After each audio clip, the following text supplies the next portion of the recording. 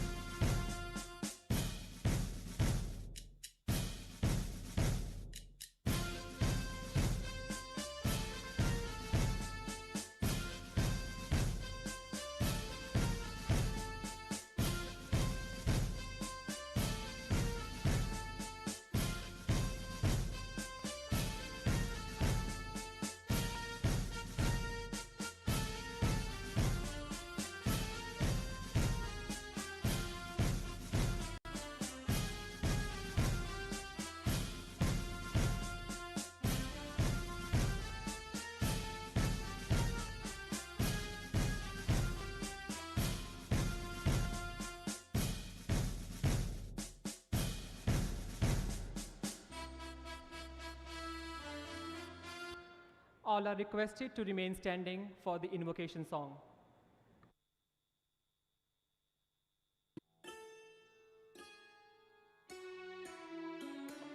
Vande Mataram, Vande Mataram, Sujalam, Supalam, Malayaj Sheetalam,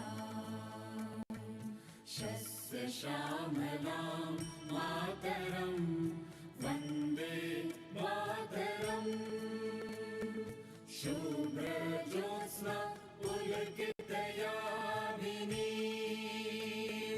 पुल्लकुसुमित द्रुमदल शोभिनी Suhasini सुमधुर भाषिणी सुखदां वरदां मातरं वन्दे मातरं कोटि कोटि कंठ कल कल निनाद कराले कोटि कोटि भुजय धृत खर करवाले केवल माँ तुम्ही अबले बाहुबल धारिणी नमामि तारिणी रिपुदल वारिणी मातरं वन्दे मातरं तुम्ही विद्या तुम्ही धर्म तुम्ही हृदि तुम्ही मर्म त्वं हि प्राणाः शरीरे बाहुते तुम्ही मा शक्ति हृदये तुम्ही मा भक्ति तुम्हारे प्रतिमा गढ़ी मंदिरे मंदिरे वन्दे मातरं त्वं हि दुर्गा दश प्रहरण धारिणी कमला कमल दल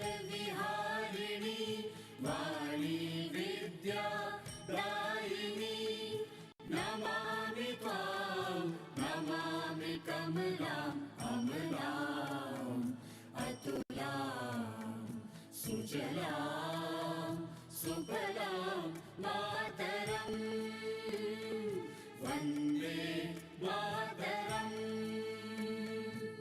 श्यामलां सरलां सुस्मितां भूषितां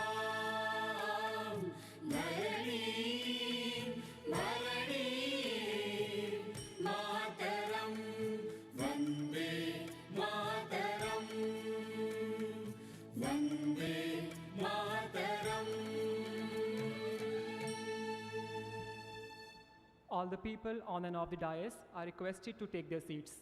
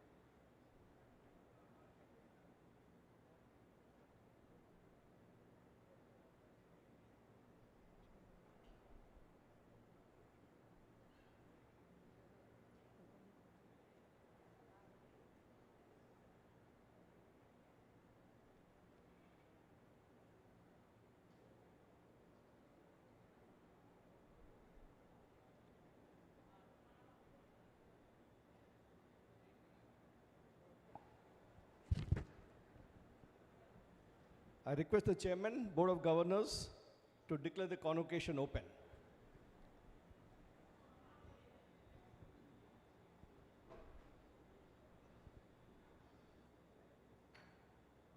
I declare the convocation open.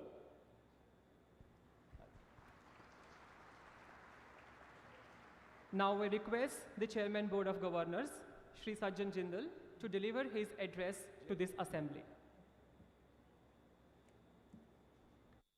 Thank you.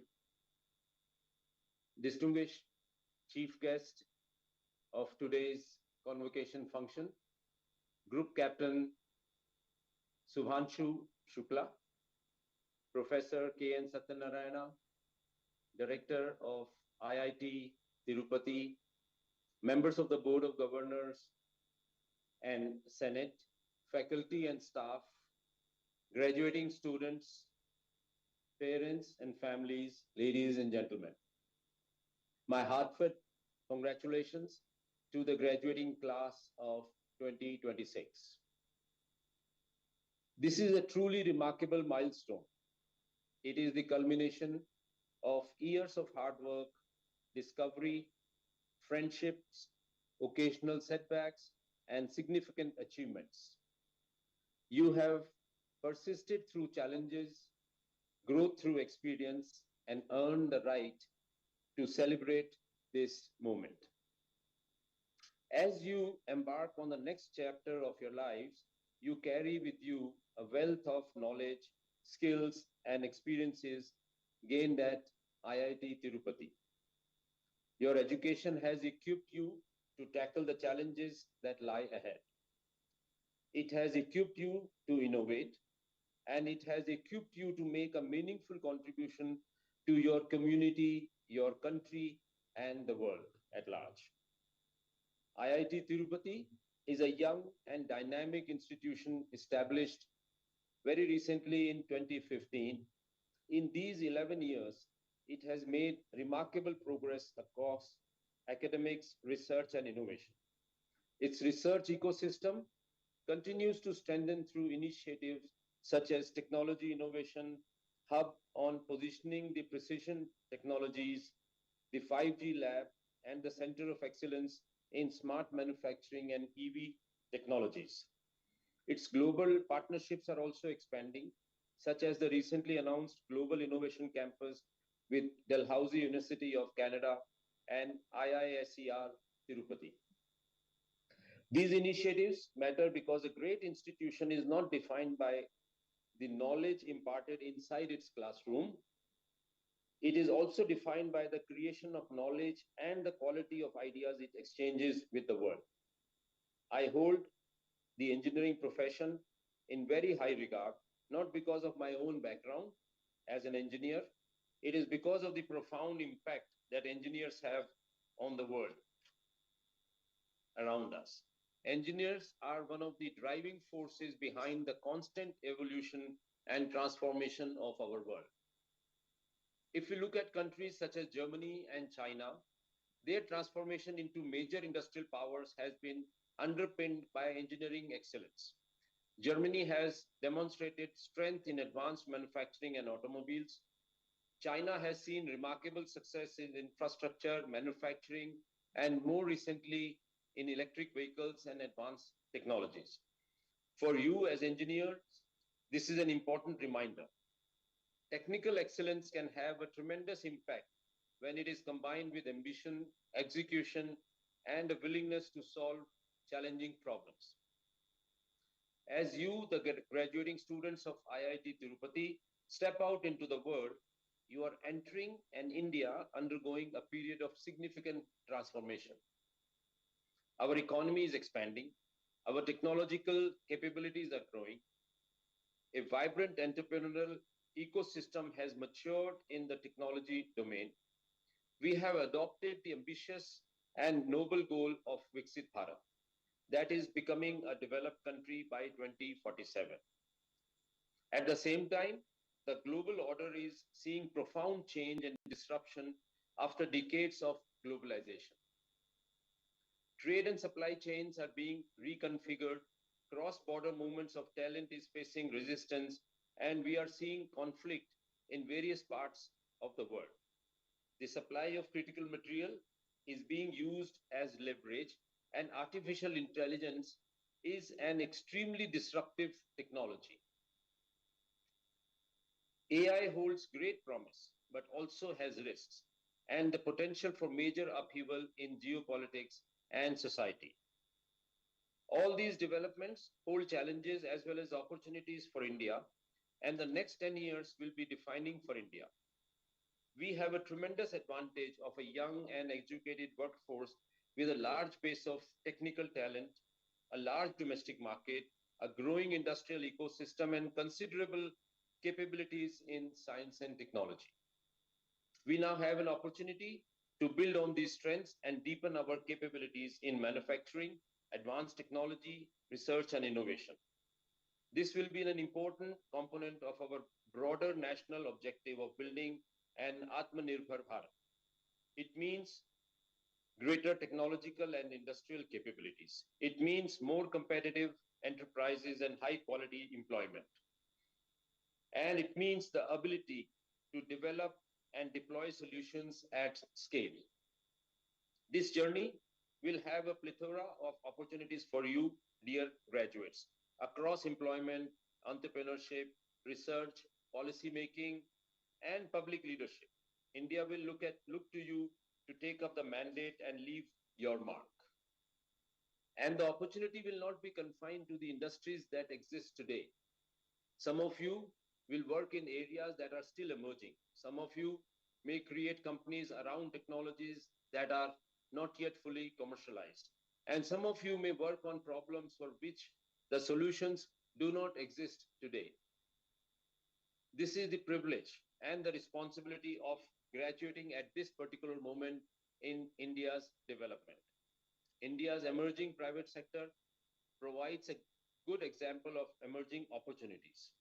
In July this year, Skyroot Aerospace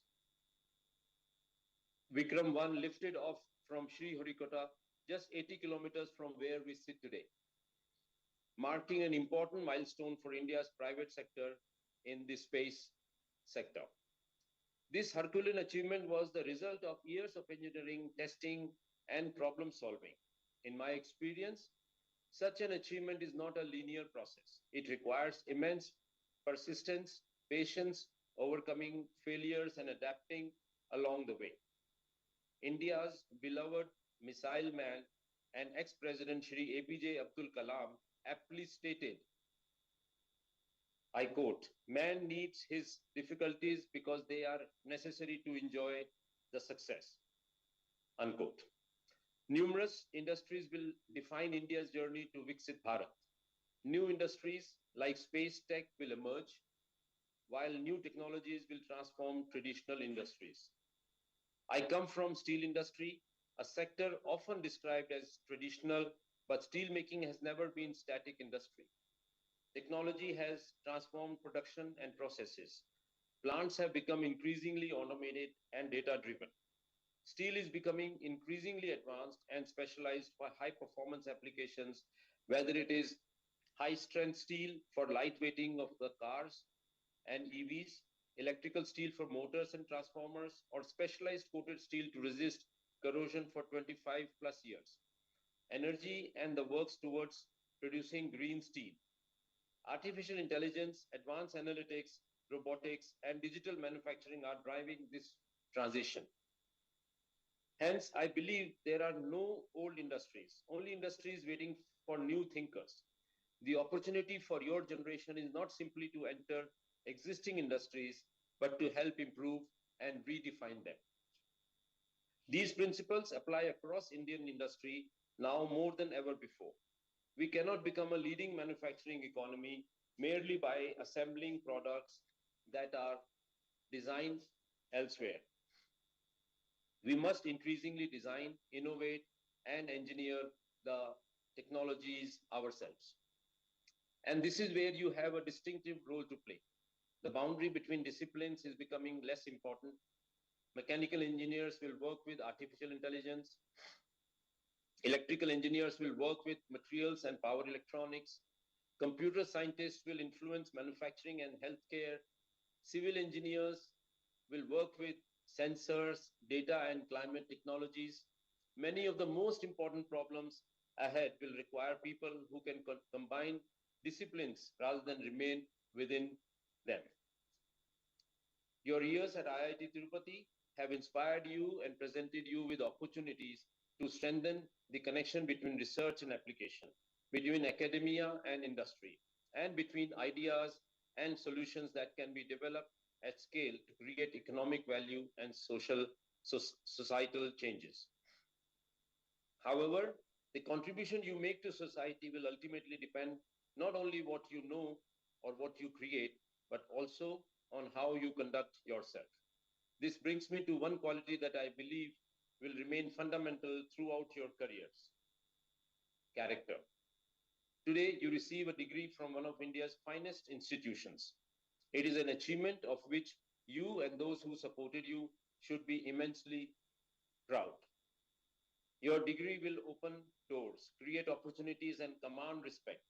But after you leave this institution, people will ultimately judge you by your conduct, your integrity, how you treat colleagues, whether you accept responsibilities when things go wrong, whether you share credit when things go right, and whether you can be trusted in difficult circumstances. India is at a critical juncture in its development, and the opportunities before you are immense. The country will need your talent, vision, technical excellence, and entrepreneurial spirit.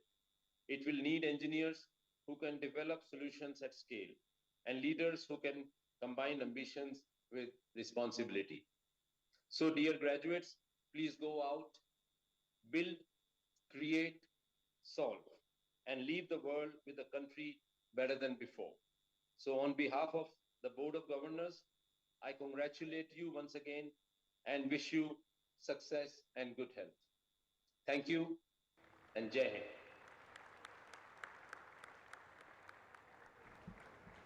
Thank you, sir. The director of the institute, Professor K.N. Satyanarayana, will now welcome this August assembly and present a report on the activities of the institute for the year 2025 to 2026. Esteemed Chief Guest, Group Captain Subhanshu Shukla, Chairman Board of Governors, Sri Sajjan Jindal ji, members of the Board of Governors, members of the Senate, distinguished guests, proud parents and families, and well-wishers, my dear graduating students, a very warm welcome to you all on this momentous occasion of the 8th Convocation of IIT Tirupati. With great pride, we announce a total of 220 BTech degrees, 125 MTech degrees, 43 MSc degrees, 15 MPP degrees, Master of Public Policy, 8 Masters by Research degrees, 37 PhD degrees, 2 BTech and MTech dual degrees, 2 MTech and PhD dual degrees, 1 MS and PhD dual degree, and 3 diplomas and 1 BSc degree to be awarded by the Institute on this convocation. Also, 18 students are getting medals and prizes during this convocation. To our graduates, today marks the culmination of years of hard work, late nights, difficult exams, and I hope some genuinely joyful memories. On behalf of the entire IIT fraternity, I congratulate each of you, and through you, your parents, families and well-wishers whose sacrifices made this day possible. It is a privilege to have with us today Group Captain Subhanshu Shukla, a name that today needs no introduction to any young Indian with their eyes on the sky. An Indian Air Force test pilot with thousands of hours of flying experience, Group Captain Shukla was selected for the Indian Gaganyaan program, and in June and July 2025 became the second Indian to travel to space. He traveled to the International Space Station serving as a pilot of the Axiom 4 mission. In doing so, he carried forward 41 years on the legacy of Wing Commander Rakesh Sharma, the legacy that Wing Captain Rakesh Sharma began, and he has since become an inspiration to the entire generation of Indian students who now dare to dream of careers in space. For our graduating engineers and scientists, his presence here is a reminder of something worth carrying with you, that the distance between dream and its realization is closed not by talent alone, but by discipline, training, teamwork, and willingness to keep showing up long after the excitement of the goal has won it hard daily work. Sir, we are deeply honored by your presence, and I invite our graduating students to listen closely to what you have to share with them today.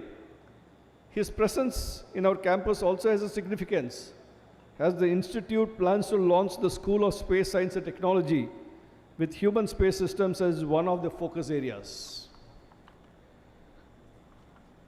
IIT Tirupati was established in 2015, one of the third generation IITs set up by the Government of India and mentored in its early years by IIT Madras.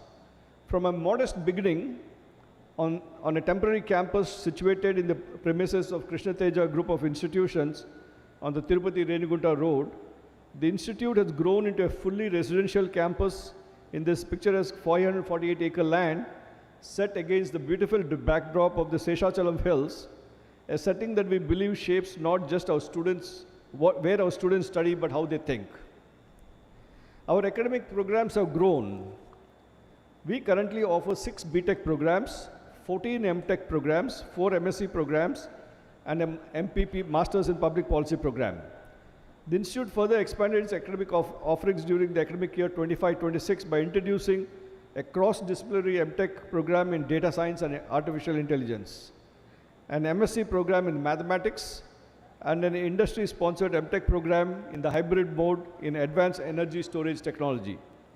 The Institute has introduced an interdisciplinary dual degree program in data science, enabling BTech students from any branch to earn both a BTech degree in the parent discipline, whether it's civil, mechanical, chemical, electrical, and an MTech degree in data science in 5 years. To provide multidisciplinary learning opportunities to undergraduate students, the Institute expanded its minors to 15, encompassing emerging and nationally relevant areas such as artificial intelligence, quantum technology, intelligence system automation, space science and engineering, green and renewable energy, robotics and autonomous systems, environmental management, public policy, etc. Many students graduating in the 8th convocation have successfully completed these minors. Over the past year, the Institute has continued to strengthen its research and innovation ecosystem, securing 60 sponsored research projects worth approximately 38 crores and 99 industrial consultancy projects valued nearly 7.5 crores. Cumulatively, our efforts have yielded 288 sponsored research projects amounting to 243 crores and 358 industrial consultancies worth 33.9 crores. Our faculty and students are published in leading national and international journals, and our incubation cell has supported a growing number of student and faculty startups working on real-world problems in the areas ranging from clean energy and water management to AI and advanced materials. In recognition of their academic achievements, our faculty, staff, and students have been bestowed several academic distinctions, honors, and awards, and memberships in editorial boards of journals. IIT Tirupati has successfully completed faculty recruitment in the area of material science and engineering and Department of Computer Science and Engineering, appointing five faculty members during the last year.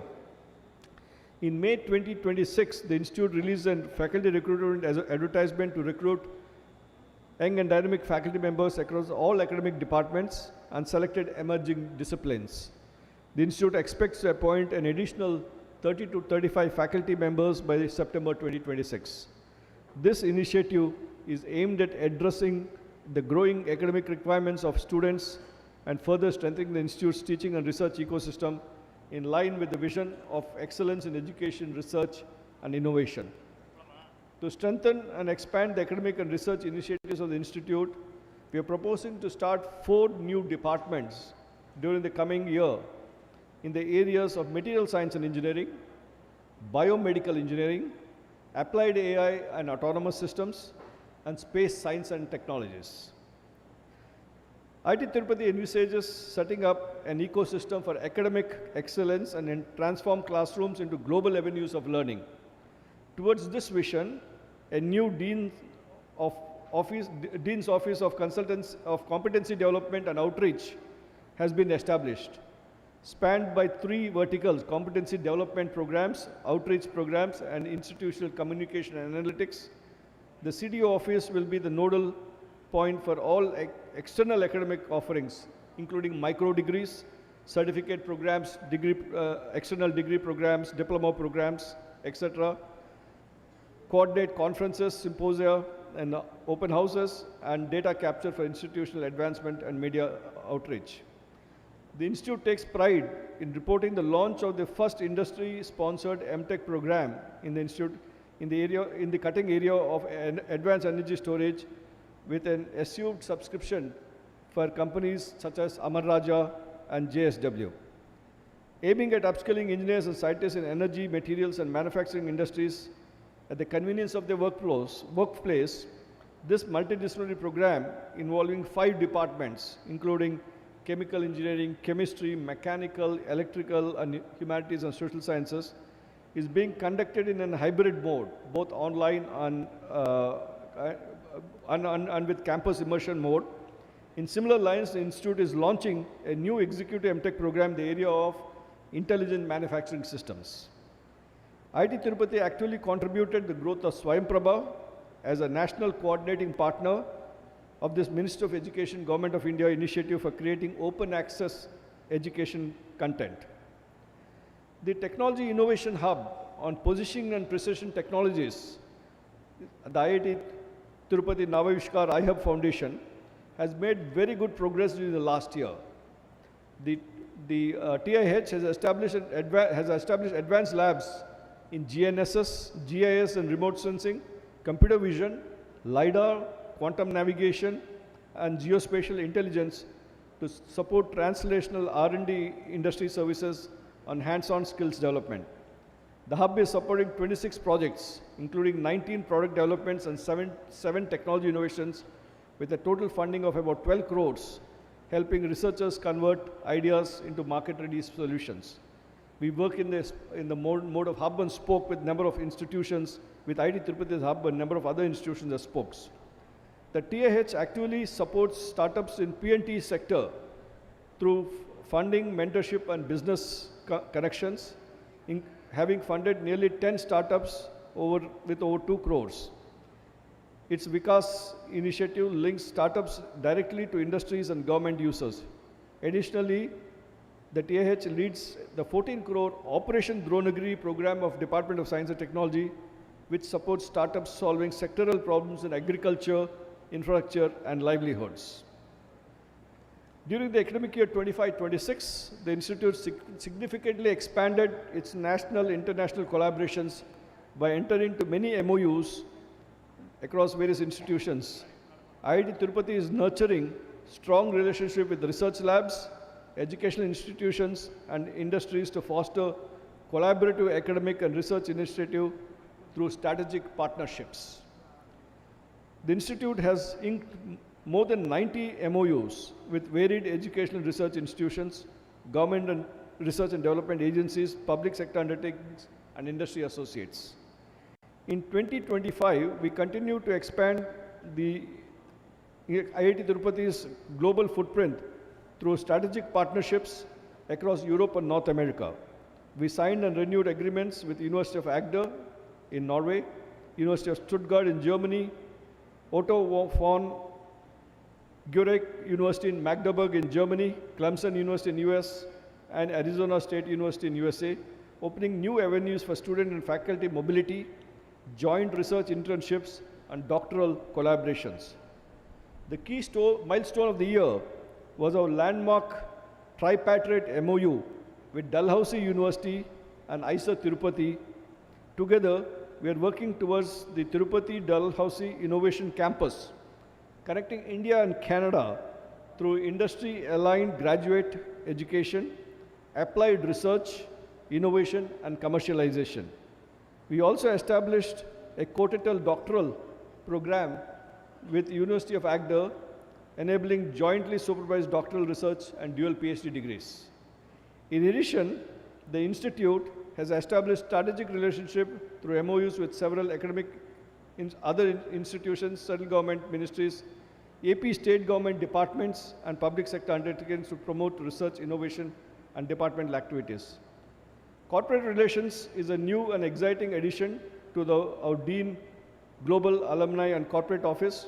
The team has made concerted efforts to engage industry partners in alignment with the Institute goals of student support and institutional growth. We are particularly proud of the CSR supported scholarships initiated this year, which have directly benefited our students.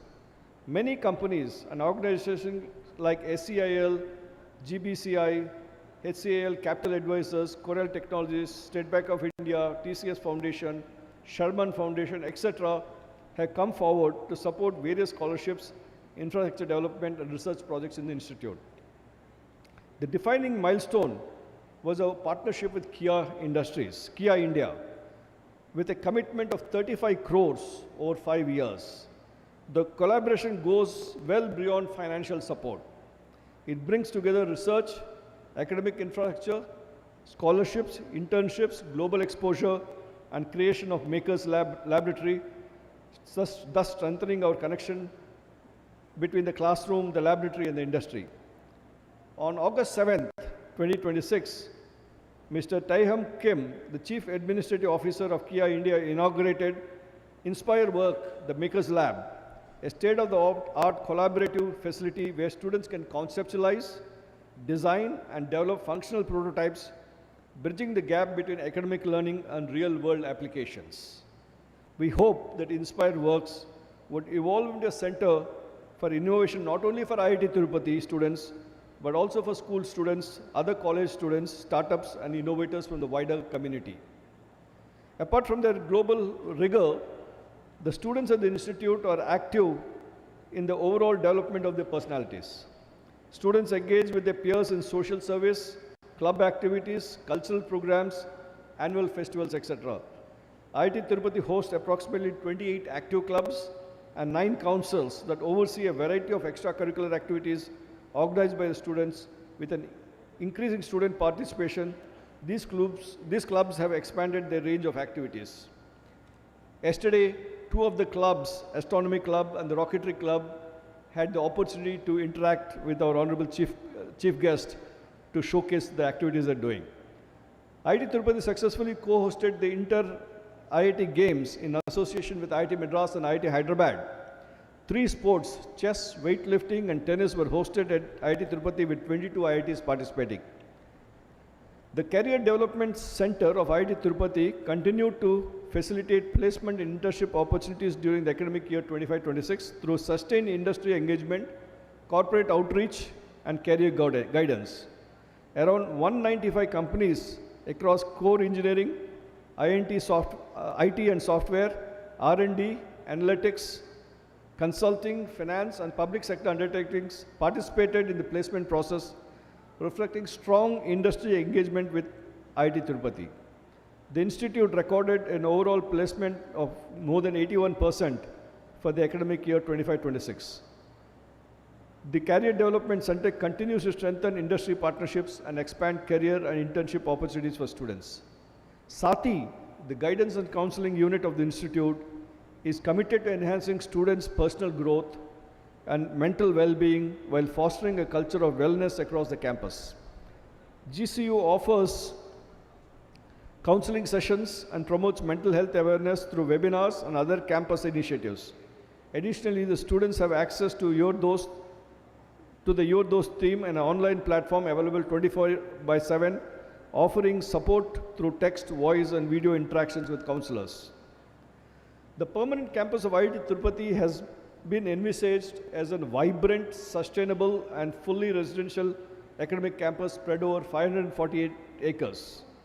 A master plan to cater to 12,000 students has been prepared. During 2017-18, the transit campus, now called the South Campus, was built, enabling the first batch of students to stay and attend classes on campus during their final year. The Phase A campus was built with a built-up area of 1,31,500 square meters, translating to about 14 lakh square feet, was completed in 2023. The campus project has received 23 awards for exemplary performance, health and safety initiatives, and sustainability. At the request of Ministry of Education, Government of India, IIT Tirupati has led the preparation of the detailed project report for setting up the campuses of the third generation IITs, the 6 third generation IITs. IIT Tirupati once again led the preparation of the DPR for the development of Phase B campuses in Phase B of these 6 institute campuses. The Union Cabinet approved the DPR in May 2025. Under Phase B expansion, it is envisaged to develop approximately 1,53,500 square meters of additional built-up area. So we will be more than doubling the existing campus in the next 2.5 years or so. The design of the buildings and the services are nearing completion. The construction is expected to commence in the next few months and completed by 2028. The proposed development includes 2 academic buildings, a learning resource center, essential library, an auditorium for conferencing, lecture hall complex annex. We'll be expanding our current lecture hall complex, a boys hostel seating 700 students, a girls hostel for 600 students, a research park spread over 17,000 square meters, IIT Tirupati Kia Makers Lab over 30,000 square feet, and about 200 faculty, staff, and married student apartments, and the associated engineering and utility infrastructure. We would like to thank our partners in planning, design, and construction of the campuses, including CPWD, our PMC, and our architects, Messrs. Suresh Goyal and Associates, and Adarshila Projects Limited. To the graduating class, as you leave these gates today, I want to leave with you 3 thoughts. First, stay curious. The engineer or scientist who stops asking why and what if the day they receive the degree has in a sense stopped growing. The problems of India and the world need you to solve. In energy, in health, in climate, in technology that serves rather than replaces human dignity, and not problems with textbook answers. These are not problems with textbook answers. They will require you to keep learning for the rest of your working lives. Second, remember that technology is a means and not an end. The best engineering is invisible. It simply makes people's lives better. Whatever you go on to build, ask who it serves and what might be left behind by it. Third, Carry IIT with you and give back to it. You are only the 8th batch to walk through these gates as graduates. You are, in a very real sense, still helping define what this institution stands for. As you go into industry, research, entrepreneurship, or public service, we hope you will remain connected with your alma mater as mentors, as collaborators, and as ambassadors of what an young IIT still writing its own history can achieve.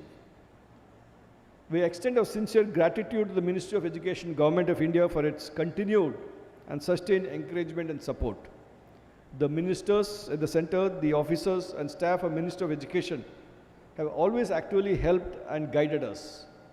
Generous funding from the Government of India has facilitated the establishment of essential infrastructure, laying a strong foundation for our institute's ongoing development. I also thank the Government of Andhra Pradesh for its multifaceted support. The state government, in addition to giving us the land, the state government has involved our institute in various initiatives of this dynamic state, including the establishment of the Amravati Quantum Valley, excellence for solar manufacturing, and various other technology and policy initiatives of the state. Special recognition due to the chairman of our Board of Governors, Sri Sajjan Jindal, and all the board members for their invaluable counsel, constant support, and guidance for enabling us to scale new heights. To our faculty and staff, thank you for another year of dedication to our students. To our chief guest, Group Captain Shukla, thank you once again for inspiring our students to look further and reach higher, quite literally. And to our graduating students, go forward with confidence, humility, and purpose. The Institute is proud of you today and will watch with great anticipation all that you go on to achieve. Thank you and congratulations once again to the class of 2026. Jai Hind. Thank you.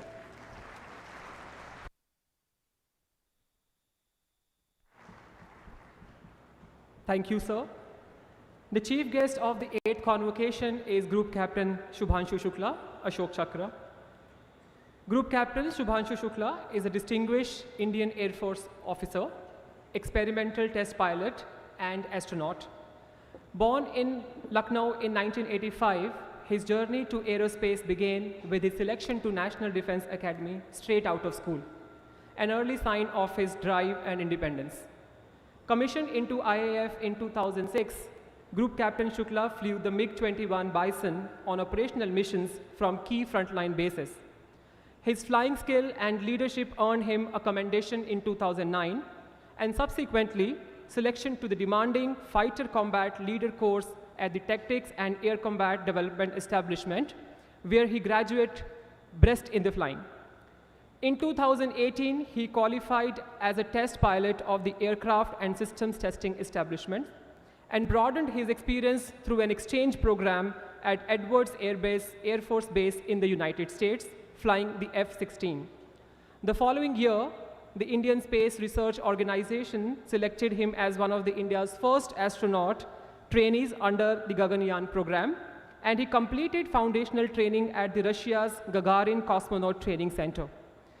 In 2025, he flew to the International Space Station as a pilot of Axiom Mission 4, becoming the first Indian to conduct scientific research in microgravity aboard the ISS.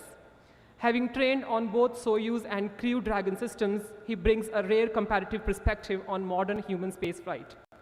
In recognition of his courage and leadership during the mission, President Srimati Draupadi Murmu conferred on him the Ashok Chakra, India's highest peacetime gallantry award, on 26 January 2026. Alongside his astronaut career, he is pursuing a master's degree at the Indian Institute of Science and leads research on extraterrestrial habitat development using Martian regolith. Based in Bengaluru with his family, he continues to serve India's defense and space programs as a symbol of excellence, innovation, and national pride.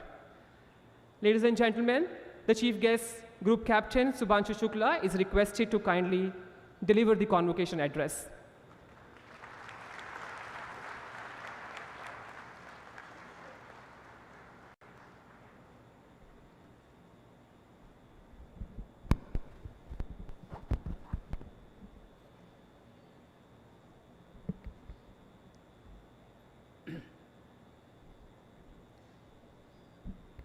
Director, IIT Tirupati, members of the Senate, deans, faculty members on the stage and off the stage, all the support staff who are present here, family members, friends, and siblings of the graduating class, and finally, to the future of Bharat, a very, very good afternoon. Actually, I am used to hearing something back when I say good afternoon, so it would be great if you can. और आज तो college का आखिरी दिन है, so you have all the reason to be happy, as I look at it. You can either be happy that you did well and passed out with flying colors, or you can be happy that it is all over and you get out. Before I start, I would like all of you to please give a huge round of applause for the graduating class for something that you have been able to achieve.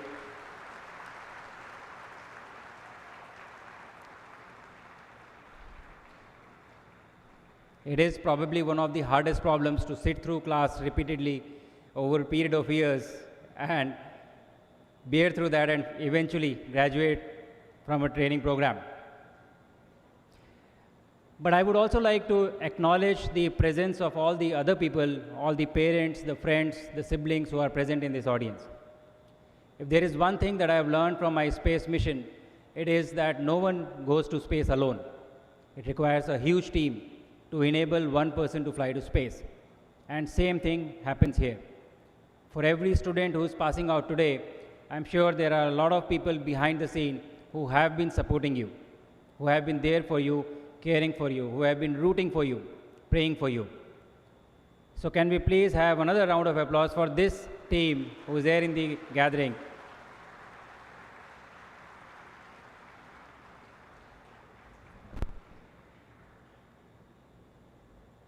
As was being mentioned in my intro, I graduated from my academy in 2005.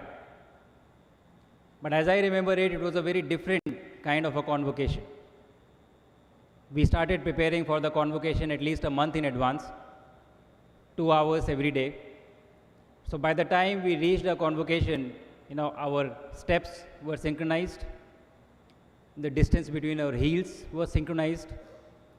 Our breaths were synchronized. And I was under so much of pressure to not make a mistake during that convocation that I do not remember a single word the chief guest said that day. I really hope that today is a much more relaxed setting and you carry back some of the words that I'm going to say to you. I am not being extremely optimistic to assume you will remember everything, but at least a little bit of it, if you can carry back, I think that will be a huge win for me. So I have tailored my talk. I'm not going to be talking about the lessons that I want to give you for your careers. I'm sure there are much more qualified people here and elsewhere who can do that for you. What I would like to do is share just 5 things with you, which I have learned over a period of my career, during my training, and eventually during my mission as well, and which I have found are great things to be incorporated in our day-to-day lives as well. These 5 things are not about how to build a rocket. They are about how to build anything, whether it is a project, a startup, a business, an idea, a family, or even your life. Each of them has cost me something. Each of them have taught me something. And I'm sure that you'll find some of them to be useful in your own lives. So let us start. The first thing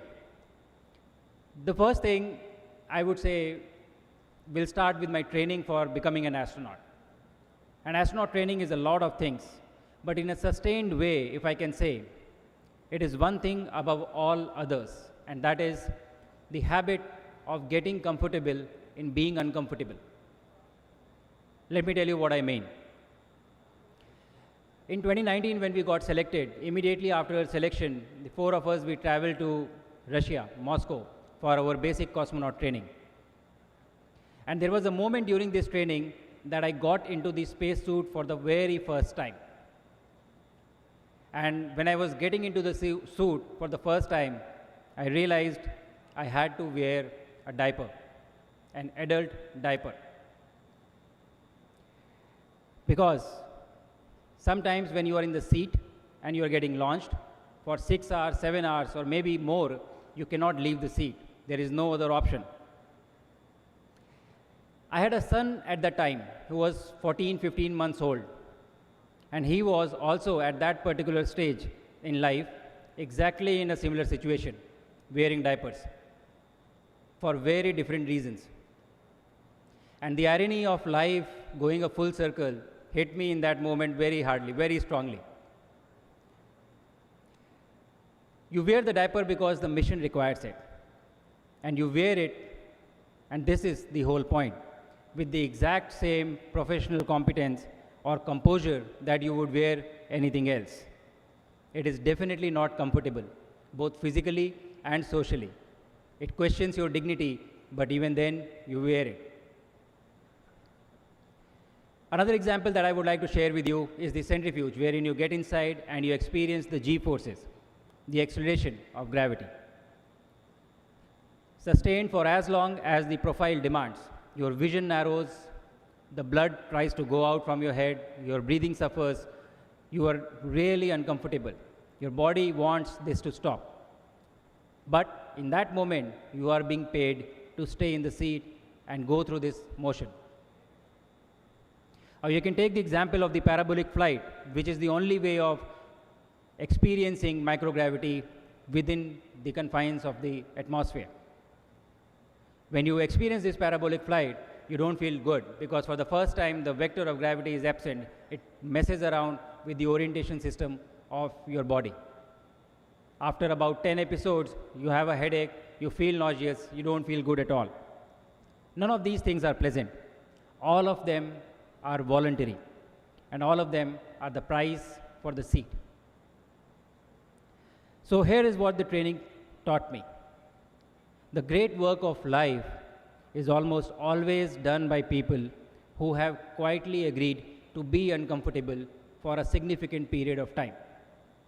Not just the astronaut, the founder in year 3 of a company that is not yet working, the doctor learning a new surgical procedure at 45, the teacher who takes the rural posting nobody else wanted, the engineer who chooses the harder problem when the easier one was on offer.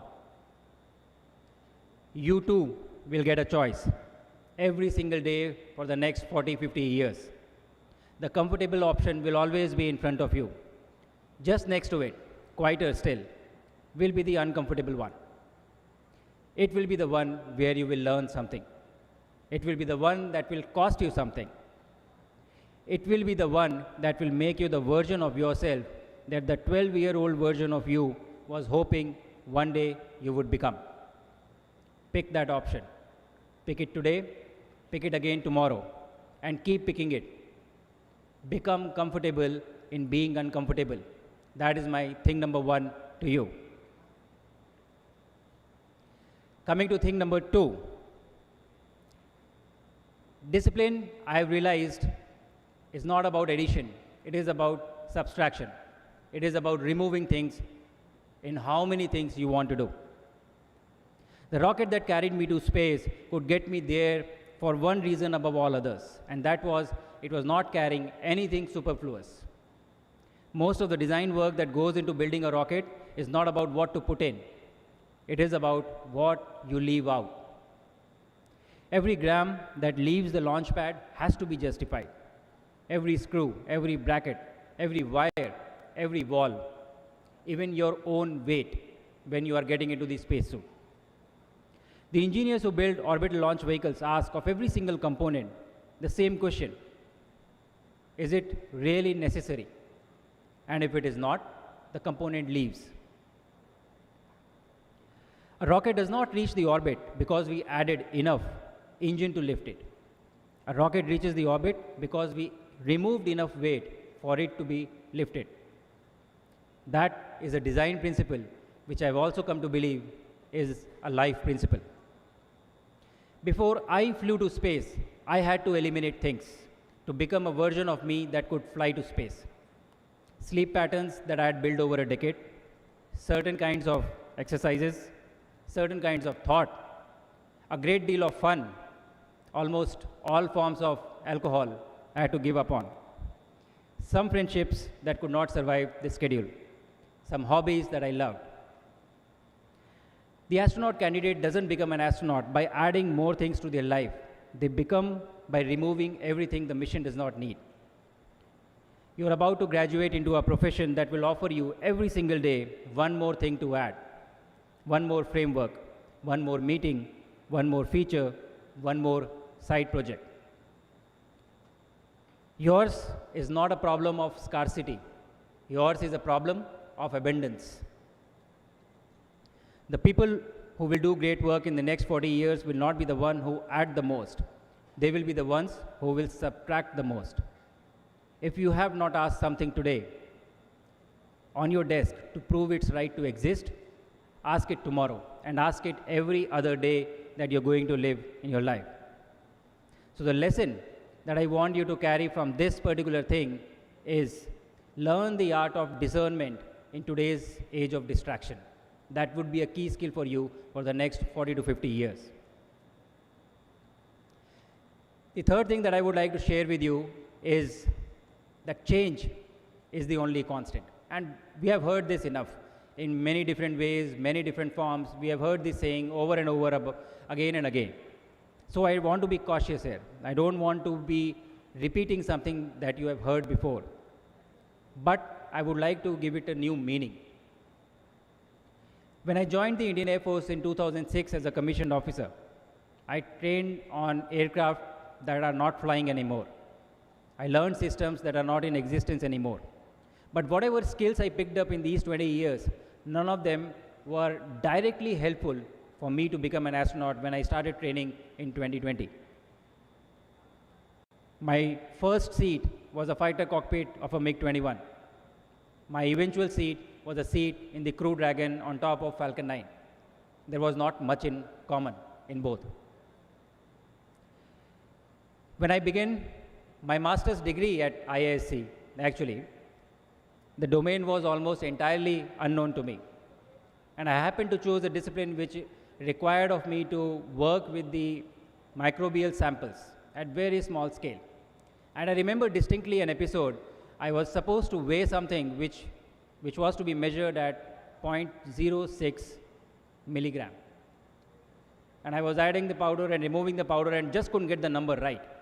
And in that moment I thought that 2 years back, I was dealing with weapons in thousands of kilograms, whether you want to drop a 2,000 kilogram bomb or a 1,000 kilogram bomb. And now you are dealing with something which is in 0.067 milligrams, a complete shift of what I knew. But that change is what forces you to grow. After completion of my mission, when I came back, upon the advice of a lot of people, I decided to write a book. Again, a completely new territory for me. And I realized it is probably harder than it looks. Change, again, forces you to change, the transition.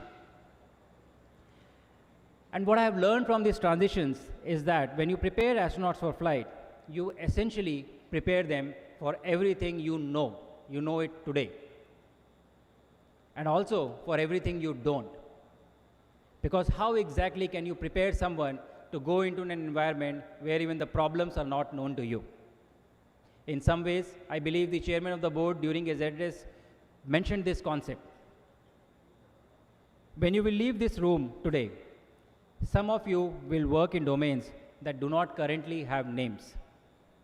Because in 20 years, the problems this country will need to solve are the problems that we do not have learned to even ask today. The education that you have received here has taught you a great deal of that is true. Most of what is true will continue to be true in 20 years, but a lot of it will not. You will learn new things, you will find new problems, you will come across challenges that we don't even know today. So the most valuable skill that I can share with you is not a specific skill. It is the ability to acquire a skill quickly, cleanly, and without ego. The person who is ready for a future is not the person who has memorized the future. You cannot memorize the future because you don't know it. There is no such person. The person who is ready for the future is the person who has practiced being caught unprepared and has developed the composure to learn on their feet. So adaptability is not a soft skill anymore. It is the hardest skill a working professional can possess. Train for it deliberately. Change your tools every few years. Take on projects that you do not know. Sit occasionally in rooms where you are the least qualified person and work your way up to becoming one of the most qualified. The future is not something you prepare yourself for. The future is you practice for every day. Space station. But none of you remember, let's say, 12th of November 2024, which was a Tuesday. On 12th of November 2024, I was in Cologne, Germany, in the astronaut training facility, learning the systems of the European module, learning the off-nominal responses in what to do in case of a fire, what to do in case of a depressurization. Just after a day, we had traveled to Germany. So I was fighting jet lag, trying hard to keep my eyes open. Nobody was watching. My family was asleep at home. There was no press. My instructor were on their 4th coffee of the shift. I was also tired, mildly frustrated. There was nothing photogenic about it. The launch on 25th of June was possible because of that Tuesday. The launch was the moment. The Tuesdays are the mission. Careers are like this. Yours, 20 years from now, will be described in probably 5 or 6 sentences. Those 5 or 6 sentences would probably include a product that you would have built, a company that you would have created, a paper you would have written, a bridge you may have designed. But those peaks will almost entirely be built out of these Tuesdays, your everyday. Boring Tuesdays, frustrating ones. Tuesdays when nobody is watching. Tuesdays when the code compiles at 3 in the morning and there is nobody in office to celebrate it with. If you only love the launch, the work will disappoint you. It will offer you one launch every 7 to 8 years and hundreds of Tuesdays in between. Lesson: learn to love the Tuesday. It is where the work of a life is done. If you don't enjoy the Tuesday, it will be very hard to enjoy the final launch. So we are at the last lesson, last thing, and I'm desperately hoping that you have carried some of what I have talked to you till now, and I will be talking about this last thing with you, which is very specific to what I saw during my mission. The 5th thing that I want to share with you is find the window. The International Space Station has got a specific window which is known as the cupola. The cupola comprises of 7 different panes which allows you to get inside and look at the Earth. When I first arrived at the station, the first thing that the crew on the station did was told me to close my eyes, and they guided us, took us to the cupola, lowered us down, and then told us to open our eyes. And when I opened my eyes, the first sight that I saw was that of the Earth, our planet, our home. And that image, even today, is etched in my brain. It feels like I go back to that same moment whenever I think of it. What that image left in me was not just the beauty of what I saw, but the perspective that the planet, when you look at it from the outside, it feels like home.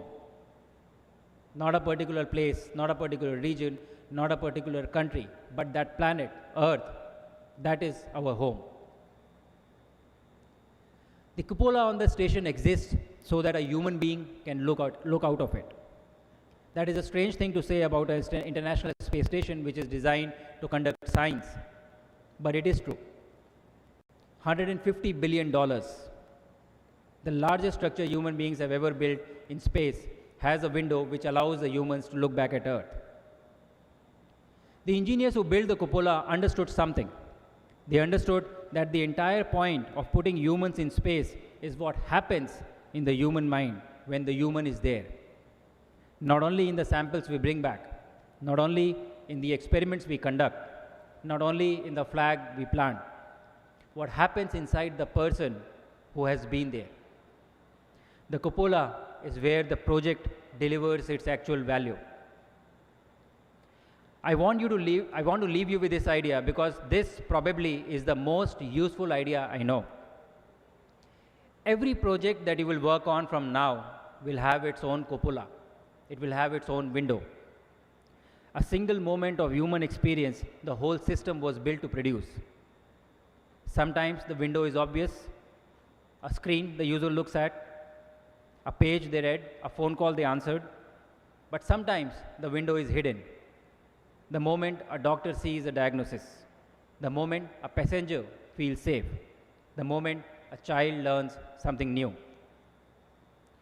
If you can find the window in the thing that you are building, the moment of human experience, the whole system exists to deliver, you will build the thing well. I guarantee it. But if you don't, no amount of craft will save you. So, the last thing that I would like to leave you with is this.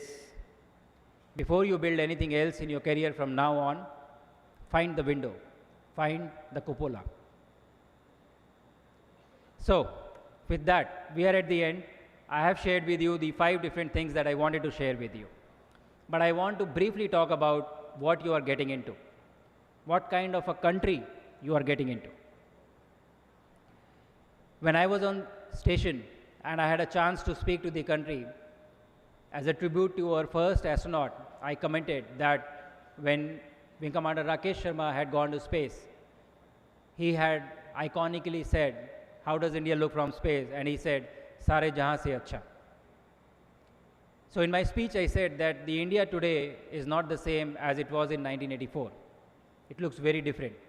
It is an India that looks audacious. It is an India that looks strong. It is an India that looks powerful, capable, and determined to achieve great things.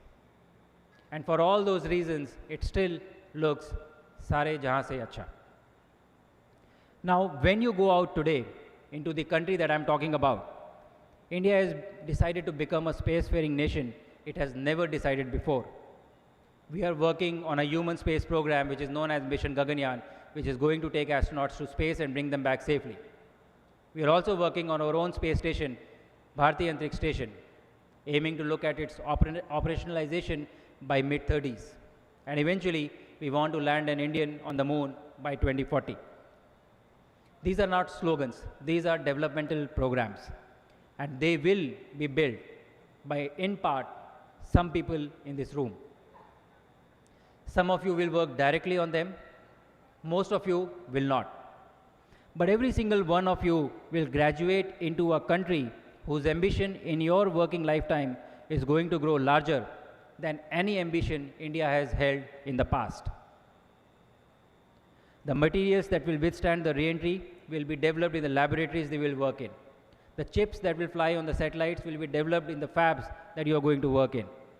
The software that will control our launch vehicles will be written by your peers. Indian Institute of Technology, Tirupati, is going to matter much more in the next 10 years than it has mattered in the last 10.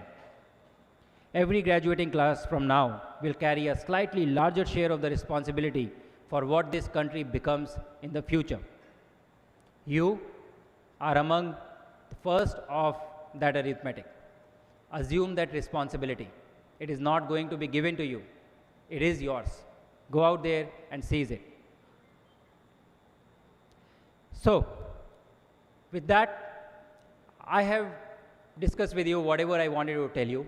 I have shared with you all the 5 things that I wanted you to carry with you. I sincerely hope that you carry at least a few of them. If not, we will print this lecture and be made available with the faculty and you can refer to it later as well. But one last thing which I would like to talk to you about is this. Things don't happen in vacuum. Nothing great is achieved by an individual. It is achieved by a team. But for all of that to happen, it has to start somewhere in your mind. Somewhere in somebody's mind, somebody has to conceive something like big is possible. And that someone is like you and me. When we go out there tomorrow, assume the responsibility of taking India to its dream of being a developed nation by 2047. It is going to be done by people like you and me. On 3rd April 1984, 41 years ago, when Wing Commander Rakesh Sharma had gone to space, he became the first Indian. He opened a door. On 25th June 2025, when I launched to space, I walked through that door. It was much easier for me because there was a lot to be falling back on, his experience and his guidance. He opened the door, he kept it open, I walked through it. On some day in the future, one of you or maybe many of you will open such doors and people will walk through those doors in the future. One thing that I have learned in my training and my mission is that when you get to the top, always send the elevator down. One of my colleagues at NASA shared this with me. I was amazed at this insightful lesson in just a few words. Remember that whenever you go forward and you get something, always pay it back. Send the elevator down. And the India that I talked about, which looks audacious, strong, and capable, it will not become on its own. We have to make it happen. So with that, the last message that I would like to share with you is the one that I gave to the entire country when I was on station. And before I do that, I would like to share a small metric. When I was there for 20 days, I went around the planet Earth for about 320 times. And in these 320 times, I traveled a distance of 1.4 crore kilometers. Even before I launched to the space, I always believed that even though I am the one traveling, this journey belongs to each and every citizen of India. So if you do a little math, this distance of 1.4 crore kilometers, for 140 crore Indians, I have traveled 100 meters for each one of you while I was in space. So in some ways, you were all there with me, a part of with me while I was in space. So I would like to share the message that I gave to the entire country when I was there with all of you. And I would sincerely like you to believe this message. Sky was never the limit. Not for me, not for you, and not for Bharat. Jai Hind and Jai Bharat. Thank you so much, and many congratulations to the graduating class. Thank you.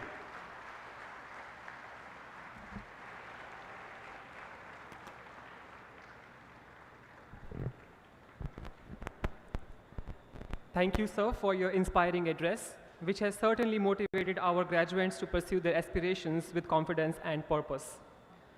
The presentation of degrees will now begin. The Director of the Institute, Professor K.N. Satyanarayana, is requested to kindly approve the same.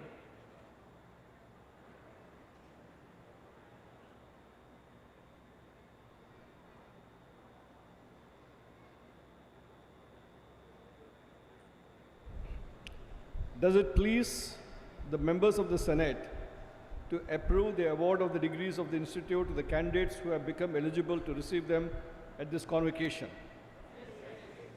Thank you.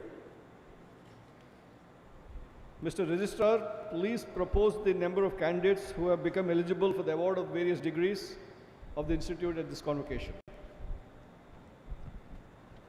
So, I propose that 457 candidates be awarded the degrees of the Institute at this convocation.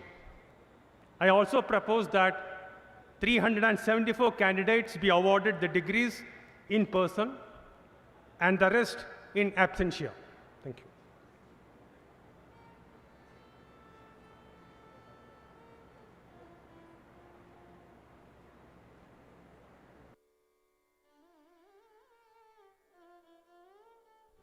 By the authority vested in me as the Chairman of the Senate and the Director of the Institute, I shall award the degrees to the candidates presented by the heads of the department. The heads of the department, please present the candidates who have become eligible for the award of degrees of the Institute and who are receiving them in person.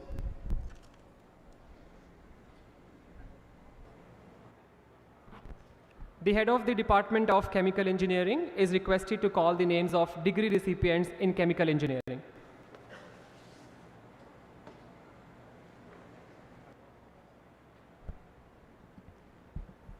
A total of 41 degrees will be awarded in chemical engineering today.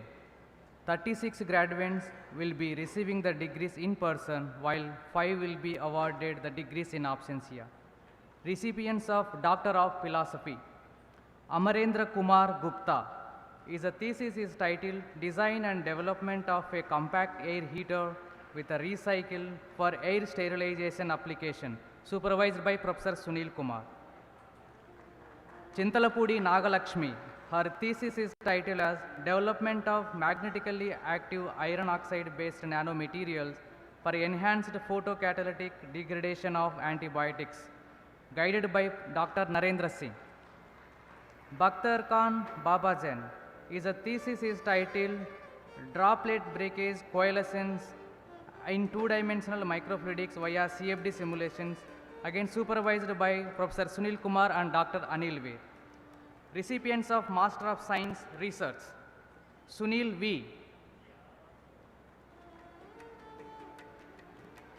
Naveen Giri, DM.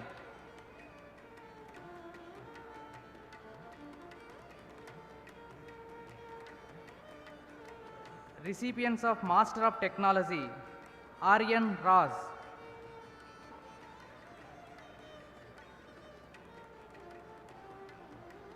Vasanti.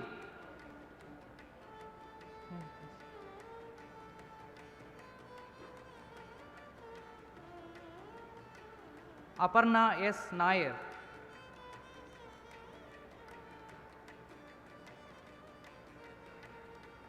Shubhankari Mishra.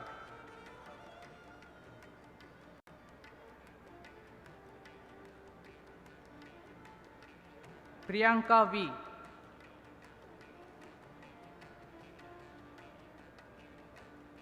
Recipients of Bachelor of Technology. Guge Tejas.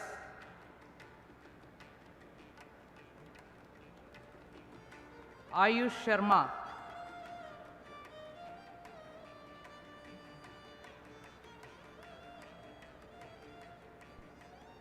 Abhay Soni.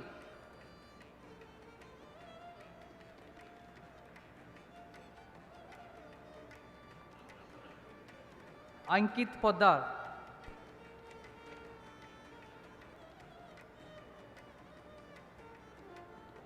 Bomoluri Saumya.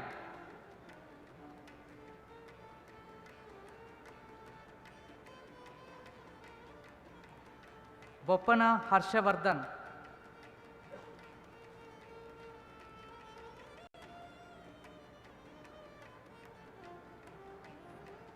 G. Ajay Kumar.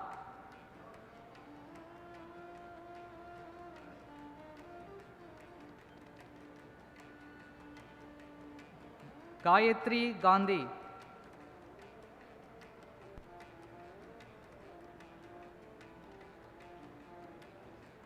G. Prashanti.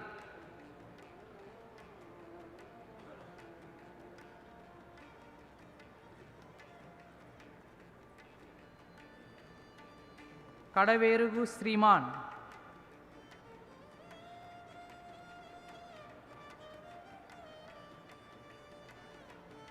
Kandiboyina Geeta Sri.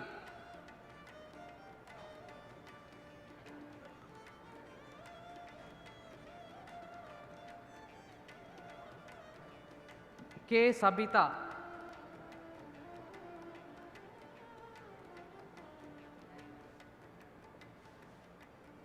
Kushagra Agarwal.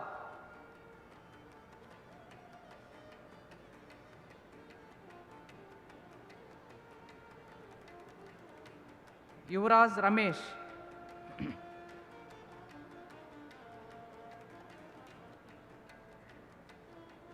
Neerav Sri Kumar.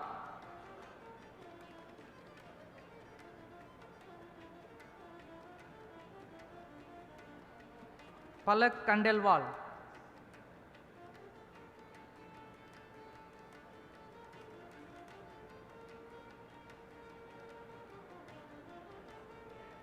Preeta Selva Kumar.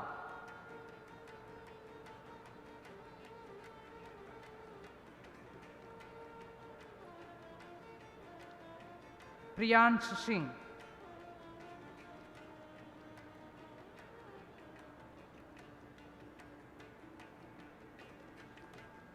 Raghav Kandelwal.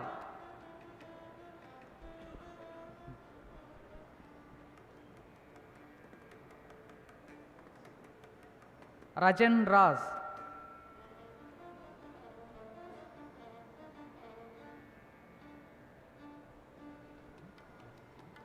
Eramareddy Sai Ganesh.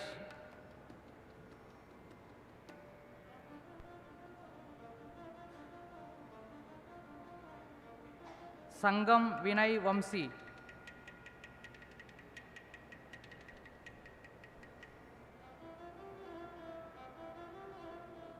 Satyam Kumar Singh.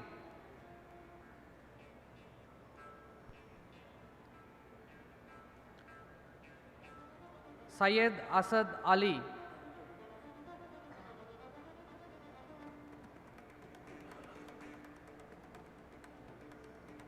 Tasmai Verma.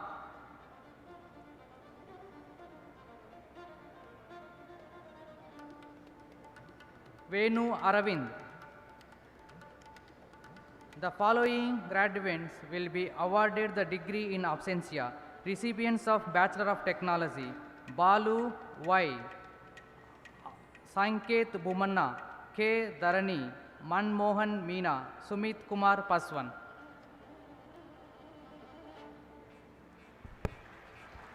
The head of the Department of Chemistry is requested to call the names of degree recipients in chemistry.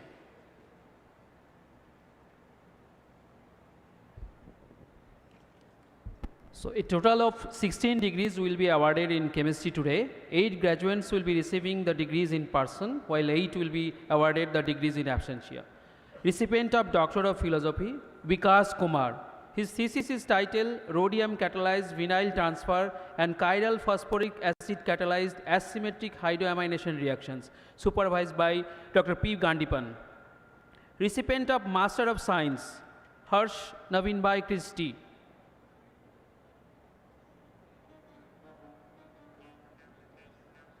Jyoti Nayak.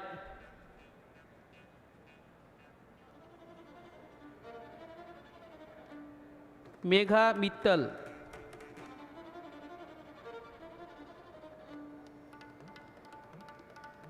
Naveen Balaji Vallakatti.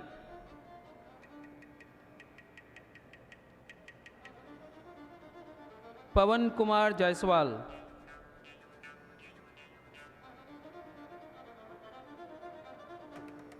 Pramod Kumar Mahata.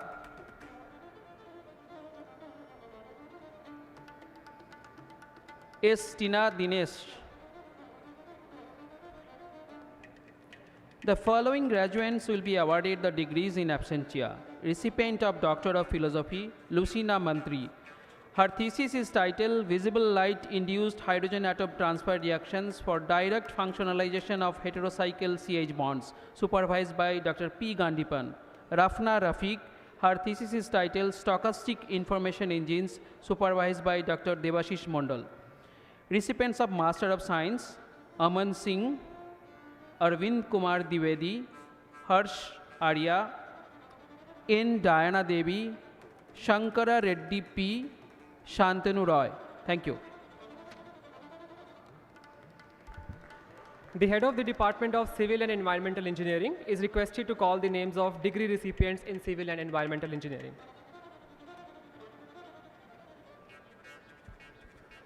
A total of 77 degrees will be awarded in Civil and Environmental Engineering today. 64 graduates will be receiving the degrees in person, while 13 will be receiving the degrees in absentia. Recipients of dual degree in Masters of Technology and Doctorate of Philosophy, M. Sri Gangadhar. His thesis titled Development and Performance Characterization of Synthetic Aluminum Silicate-Based Green Asphalt Rubber Pave Systems in Warm Mix Application, supervised by Professor Krishna Prapurna and Dr. Sriram. Recipients of Doctorate of Philosophy, Shaikh Farooq Ahmed. His thesis work on inelastic design framework for reinforced concrete beams slab systems incorporating tensile membrane action, supervised by Dr. Bijli Balakrishna. Sivachetan, his title Modeling Discretionary Lateral Shift Process of Vehicles under Disordered Traffic Conditions, supervised by Professor Gauri. Manoj Sharma, his thesis title Impact of Urban Air Quality on human health and environment, an integrated modeling and management approach, supervised by Professor Suresh Jain. Jadala Srinivas, his thesis title, A Methodological Framework for Pore Structure Assessment and Thermohydrological Analysis of Pervious Concrete, supervised by Professor Krishna Prapurna and Dr. Walid. Neetu Kumar, her thesis title, Tire-Derived Aggregates and Recycled Plastic in Asphalt Mixtures for Subsurface Pavement Systems, a dual waste-to-wealth approach towards perpetual infrastructure, supervised by Krishna Prapurna and Dr. Sriram Sundar. Recipients of Master of Technology, K. Aravind,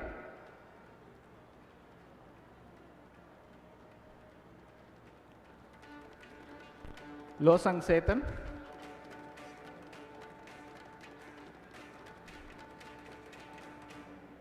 Ritik Raj,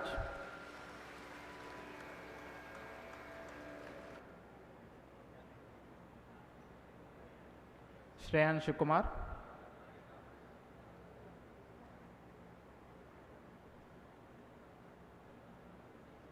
Aryan Raj,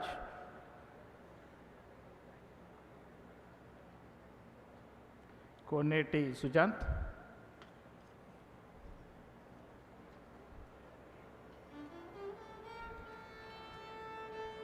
Merla Pujasri,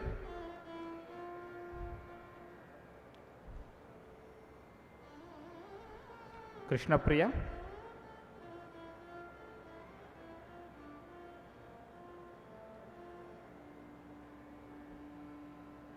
Tarun Raj,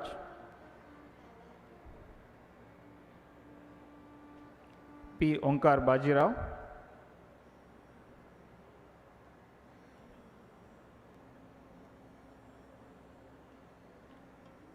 Anjana Krishna,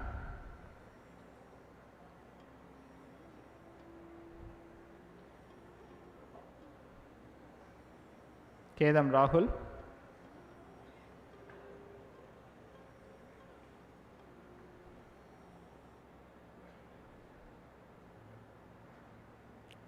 Anatomy,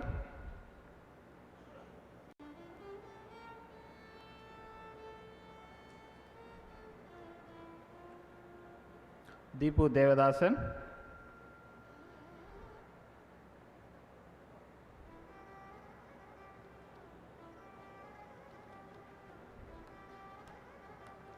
Malot Babu,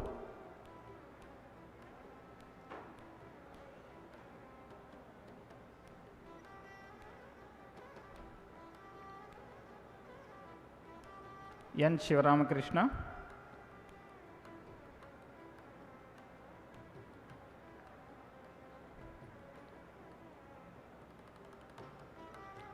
D. Chaitali Nandakishore,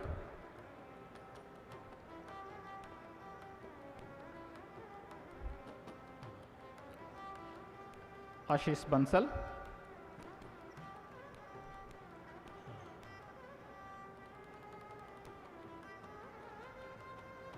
B. Jayadeep,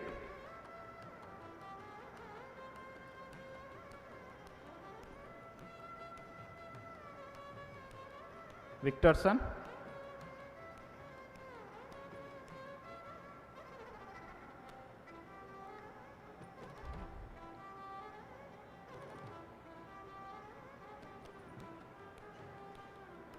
Mehboob Niyaz,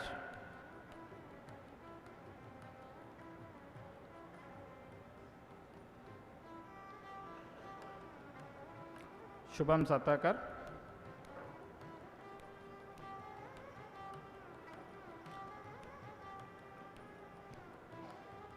Anurag Vatsal,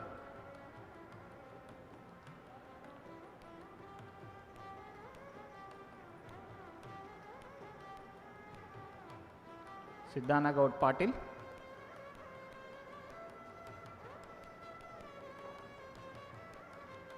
Abdul Majid Shah,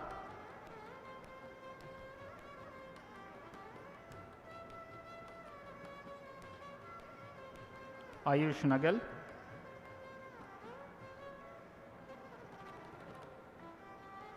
Vaddi Vamshi Krishna,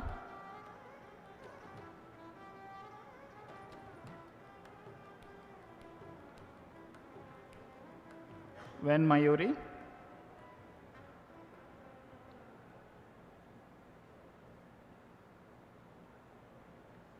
Abhiram,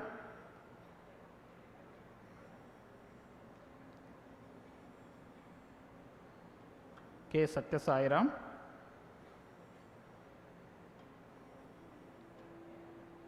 Banu Prakash Sagar,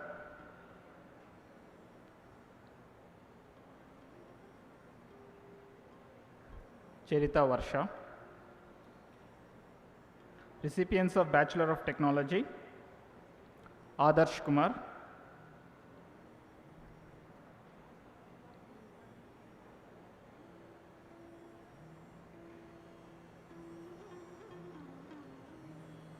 Akshat Dubey,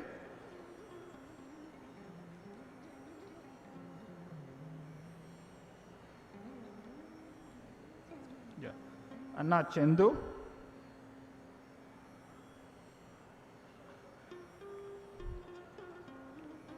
Anvesha Verma,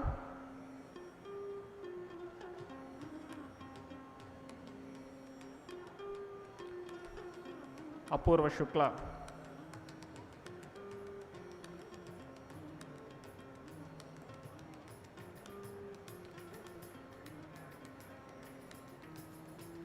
Arman Kiwar,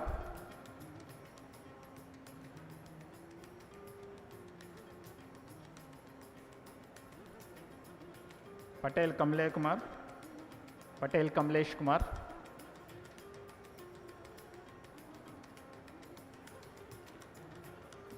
D. Soumya,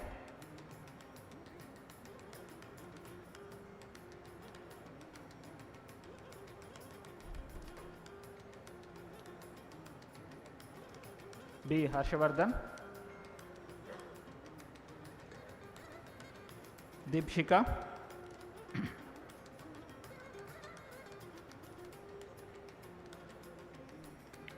Ganga Rupasri,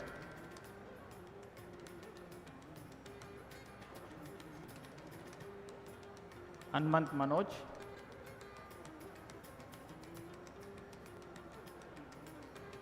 Konda Chandrahas,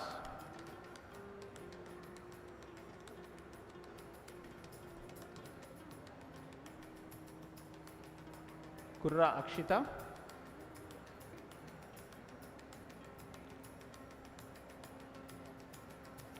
M. Rohan Ratan,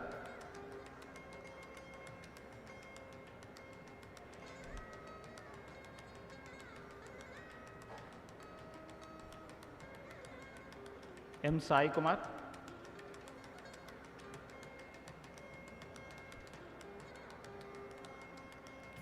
Naveen Kumar,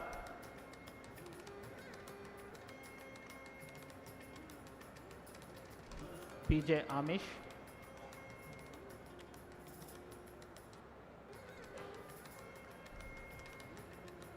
Rathod Isha,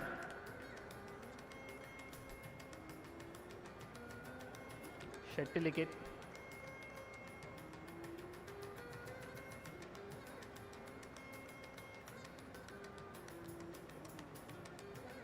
Saurabh,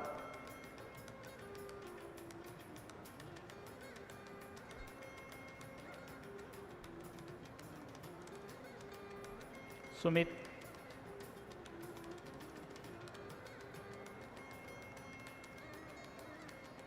Tanvi Gupta,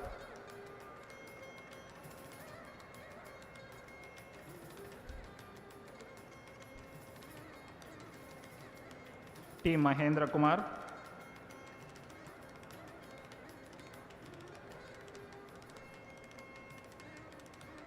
Yash Srivastava,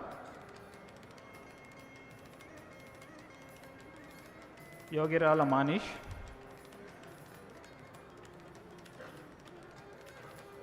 the following graduates will be awarded the degrees in absentia. Recipients of Doctorate of Philosophy, Kritika, her thesis titled Performance of Granular Columns in Stratified Soils Under Static and Dynamic Loadings, supervised by Professor A. Murali Krishna and Professor Subhadeep Banerjee. Recipients of Masters of Technology, Tanvanti Rohit, Sri Ramulu, Vasava Vivek Dilip Bhai, Chandrakiran Reddy, Sake Charan, Rambabu, Venkatramana, Harshavardhini, Darshan, Rahul Chauhan, Amit Kumar. Recipients of BTech degree, Ramareddy Venkateswar Reddy. Thank you.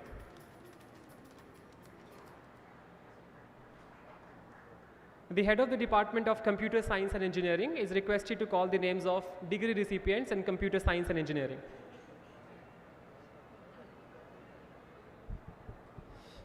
A total of 84 degrees will be awarded in Computer Science and Engineering today. 70 graduates will be receiving the degree in person, while 14 will be awarded the degrees in absentia. Recipients of dual degree, Master of Science by Research and Doctor of Philosophy, G.V. Sumukha Bharadwaj. His thesis is titled Conditional Lower Bounds, Identity Testing and Coefficient Extraction Problems in Arithmetic Circuit Complexity, supervised by Dr. S. Raja. Recipients of Master of Science by Research, Abhijit Kumar Sahu. Recipients of dual degree, Bachelor of Technology and Master of Technology, Jetotu Srinivas Nayak. Recipients of Master of Technology, Annavarapu Sai Jagadish.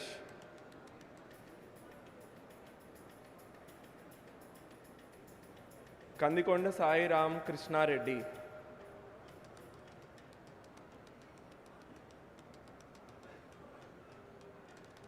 Yashraj Motwani.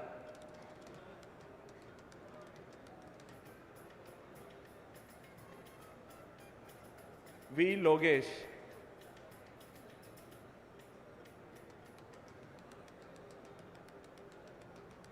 Pashula Ishwar Sai.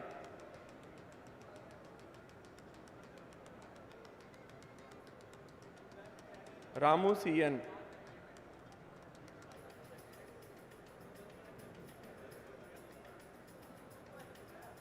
Ashant Kumar.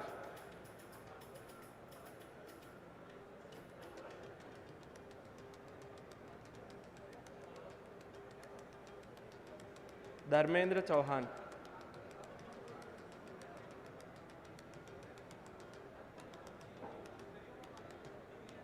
Gaulikar Ajitesh.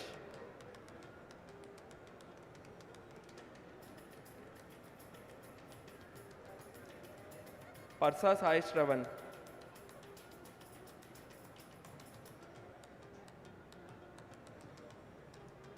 Abhishek Kumar.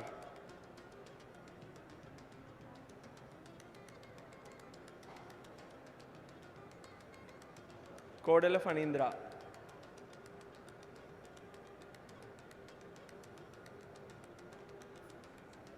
M. Yashwant Kumar.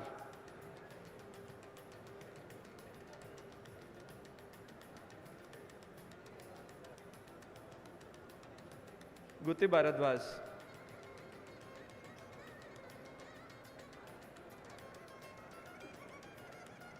Shushant Haluwai.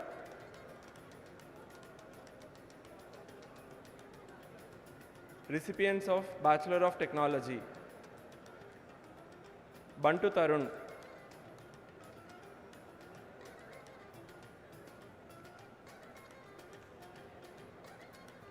Akash Bansal.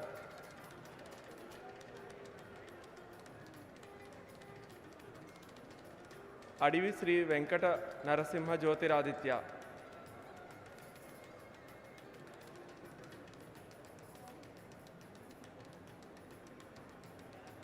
Akshata R.H.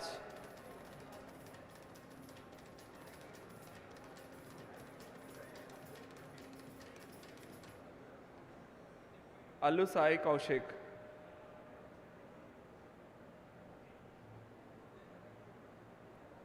Ambaliya Sankesh Kumar Mukesh Bhai.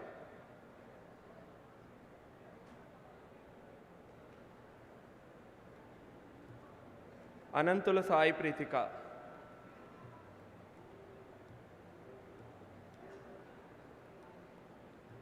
Anush Sharma.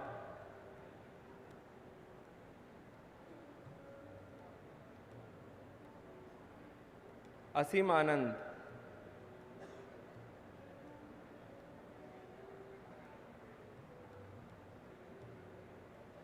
Atreya M.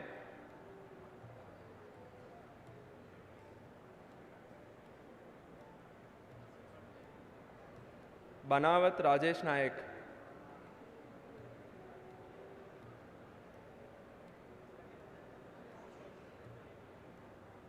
బన్న Venkata Satyanarayana,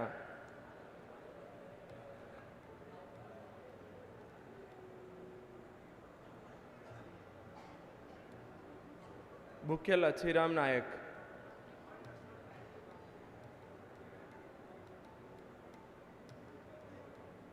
బిల్వానీ కుప్ప,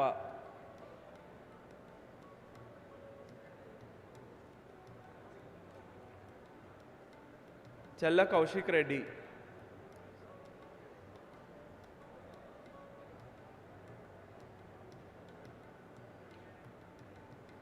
చెట్సె సిద్ధాంత్ మధుకర్,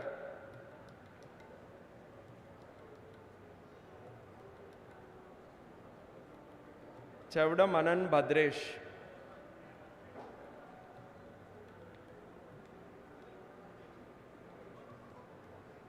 చేపూరి ఆర్య,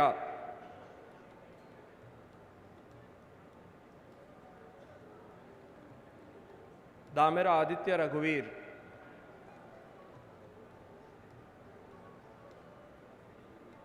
గొసు జస్వంత్,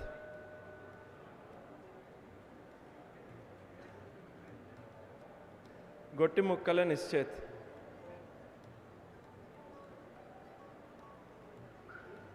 గోవిందాయపల్లి గురు రోహిత్,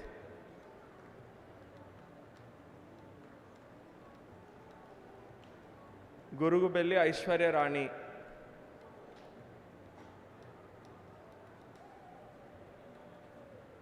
హర్షిత్ గర్గ్,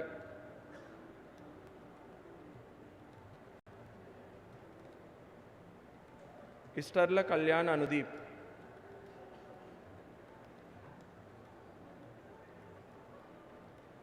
జనార్దన్ ఈక్షిత,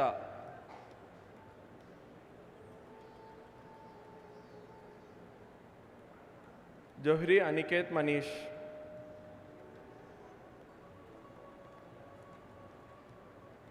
కీర్తి సంజయ్ వర్షిత్,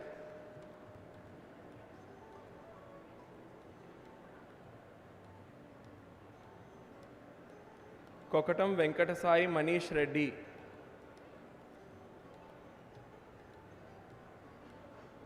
కూలి Akhil Solomon,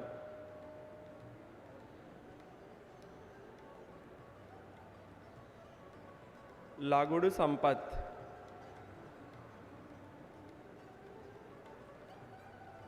లవ్కుష్ Kumar,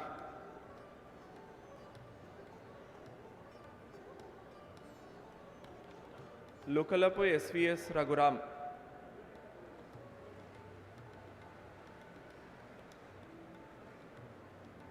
MV సోనిత్,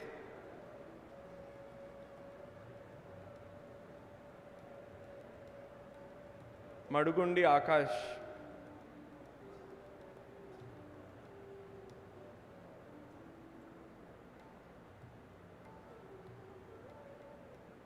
P Akhilesh,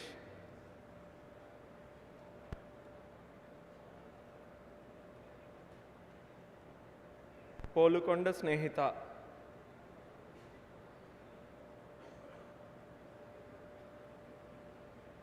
Bobde Preet Madhav,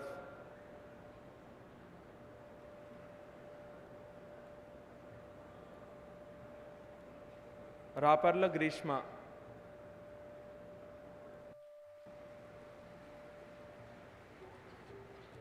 Suddula Vineeth Raghavendra,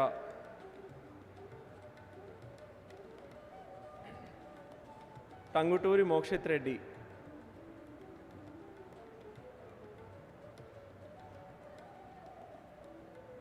Thimma Reddy Tilak Reddy,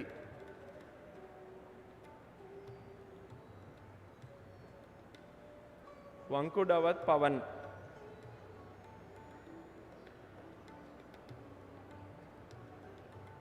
వీరంశెట్టి Rashmita,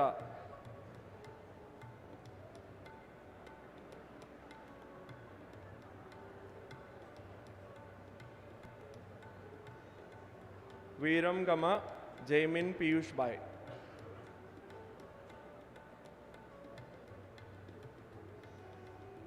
Elamanchi Sai Venkat,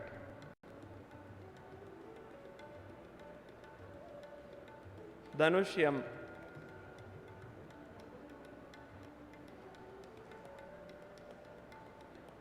Ashish Raj,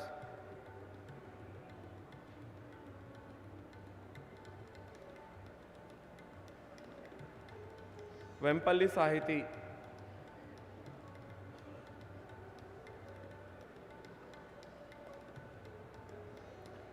Shivadarshan, yes.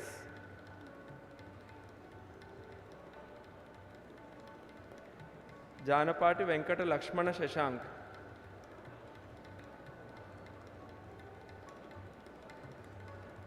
Chakrala Sai Madhav. The following graduates will be awarded the degrees in absentia. Recipients of Master of Science by Research, Deep Kumar Ganguly. Recipients of dual degree, Bachelor of Technology and Master of Technology, Arup Biswas. Recipients of Master of Technology, Tejas Meshram, Gazula Kavyasri, Sandeep Kumar, Aman Kumar, Sheshimani. Recipients of Bachelor of Technology, Chidapotu Ravish, C. Dakshayani, Jadav Havish Sunil, Kokula Yashwant, Veerain Sood, Aman Anand. Recipients of Diploma, Muhammad Aman.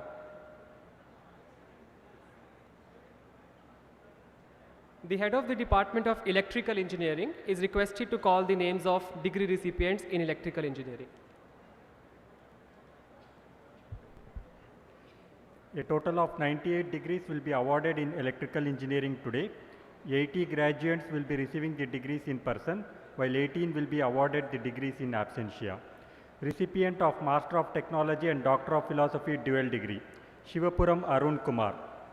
His thesis is titled Robust Object Identification in Data Constraint Scenarios Using Novel Deep Learning Methods, supervised by Professor Ramakrishna Sai Gorti. Recipients of Doctor of Philosophy, C. Sindura.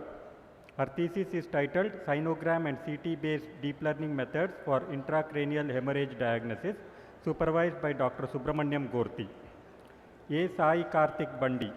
His thesis is titled Unenclosed Non-Invasive Current Measurement Techniques Using Magnetic Sensors, supervised by Dr. Prashant Uka. Konduru Lakshmi Banu Prakash Reddy. His thesis is titled Design of Novel Low Complexity Hardware Architectures for Image Compressive Sensing and Privacy Preservation, supervised by Dr. Vikram Kumar Pudi. M. Arish Kumar Reddy. His thesis is titled Graph Theoretic Cyber Contingency Analysis and Vulnerability Assessment for Smart Power Grids, supervised by Dr. V. Vignesh. Vijay Lakshmi D. Her thesis is titled Design of High-Speed and Area-Optimized Arithmetic Circuits for Majority Gate-Based In-Memory Computing, supervised by Dr. Vikram Kumar Pudi. Shah Zahid Yusuf.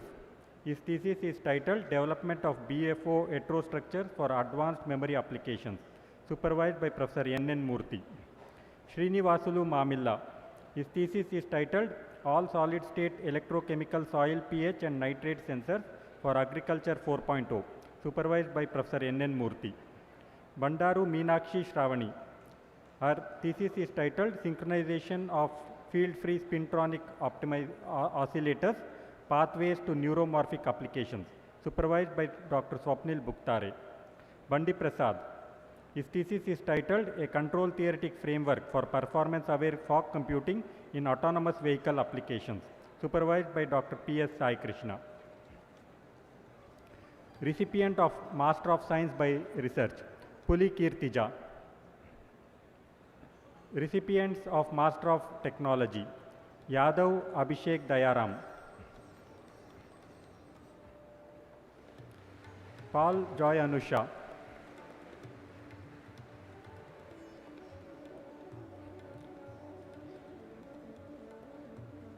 M. Akil.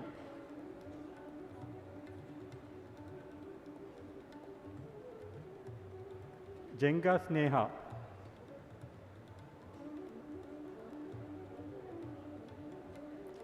Akshata C.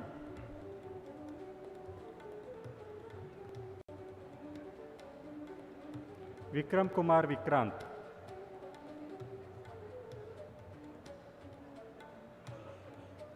Shriram V.S. Patnala Hemaditya.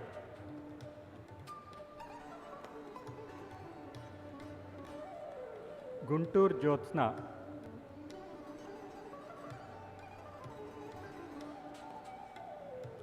Geggila Kiran.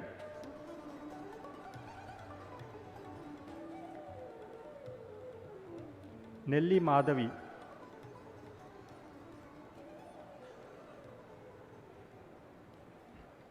Y. Kavya Reddy,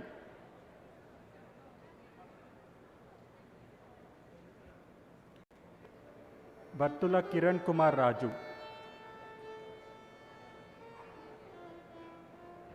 Ravi Roshan Kumar, Rajit Biloria,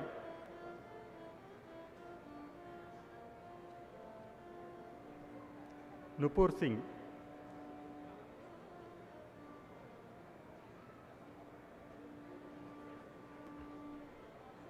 Uppu Ishwar Sai,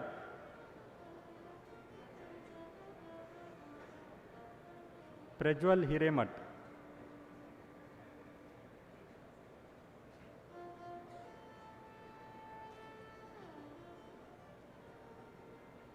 Arpan Ganguly,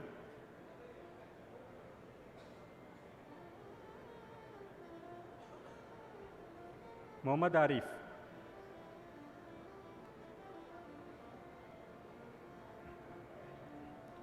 Palivela Sanjana.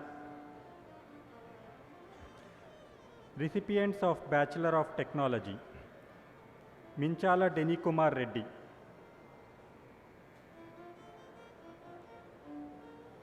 Ayush Gupta,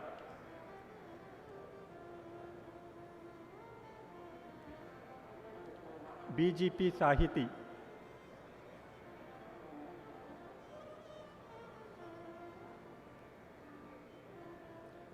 Banot Manish Rathod,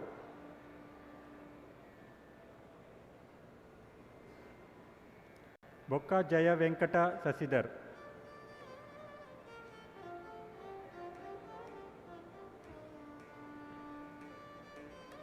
Chintam Ashwath Reddy,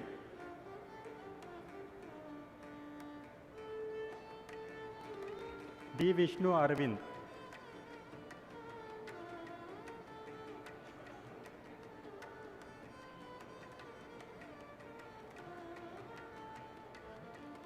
R.V. Deepak,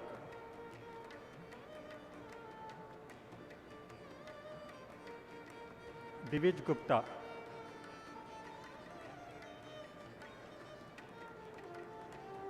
Ganapuram Praveen,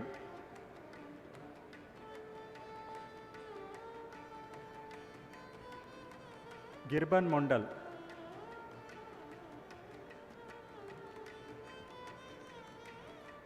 Gunturi VSD Suryanarayana Murthy,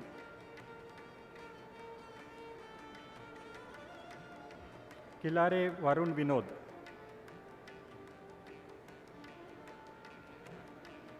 Korla Sai Venkat,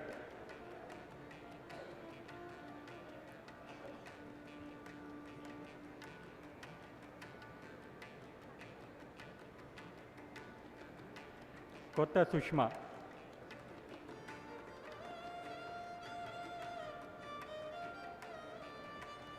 Majji Samuel,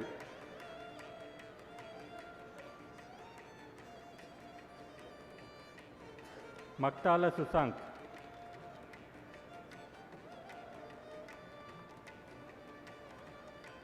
Malleboina Vishwa Samprit, Mamidi Setti Varshita,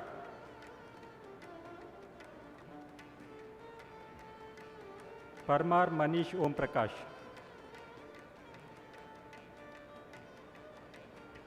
Mulamalla Harshit Reddy,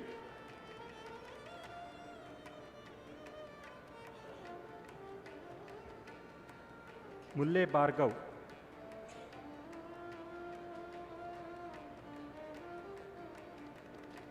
Pakala Venkata Krishna Deepak,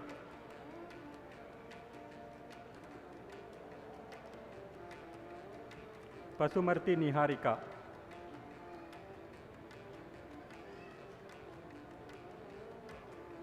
Pavuluri Vaishnavi,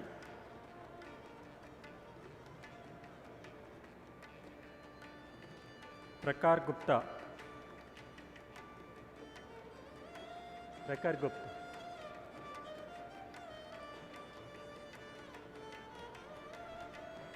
Puttabanti Nikhil,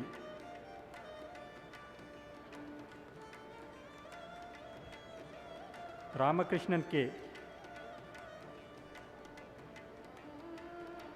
S. Tarun.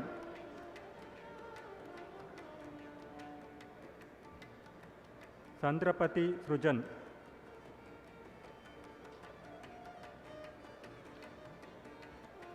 Daria Shruti Rahul.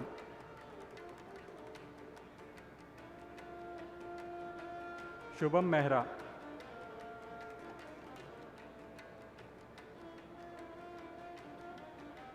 Shripati V.S. Girija Sarvagnya.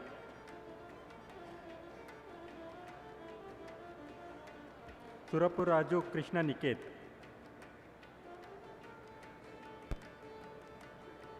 Telagatoti Kamal Jagadish.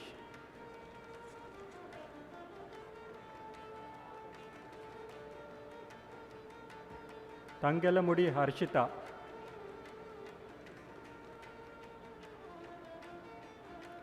Vadri Pallavi.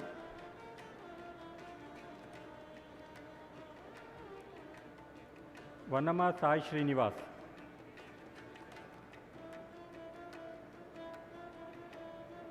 Ekkanti Sharan Sriram Reddy.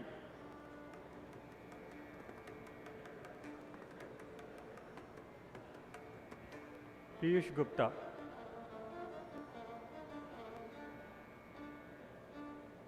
Divyam Tiwari.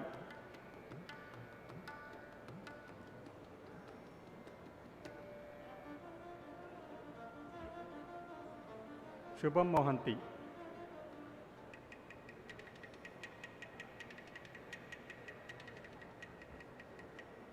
Mendu Shanmukha Mahesh.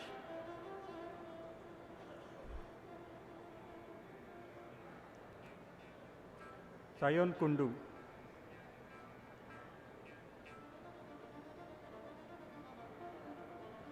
Aniruddhan S.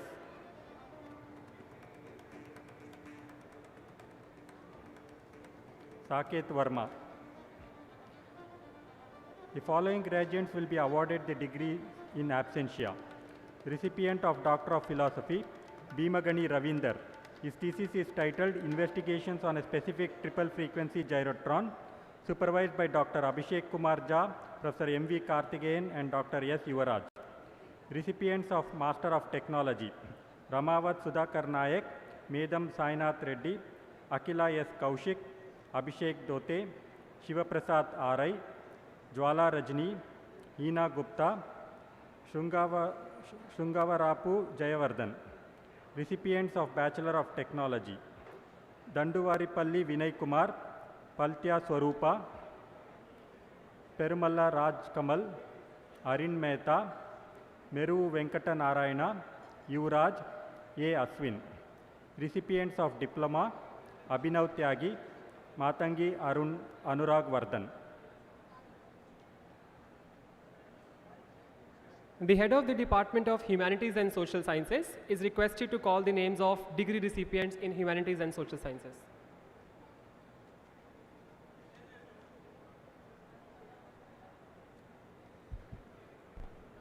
A total of 16 degrees will be awarded in Humanities and Social Sciences today. 13 graduates will be receiving the degrees in person, while the 3 will be awarded the degrees in absentia. Recipient of Doctor of Philosophy, Anne-Marie Thomas. Her thesis is titled Swaraj as a Site of Epistemic Contestation and Feminist Recovery for Decolonial Theory, exploring the androcentrism and epistemic injustice in modern Indian philosophy, supervised by Dr. Bharat Kumar. Recipient of Master of Public Policy, Adepalli Jayavarma.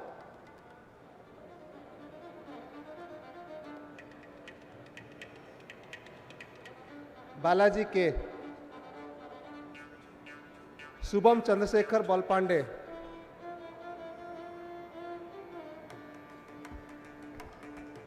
Bhabya Bhav. Guru Gauri Mansa.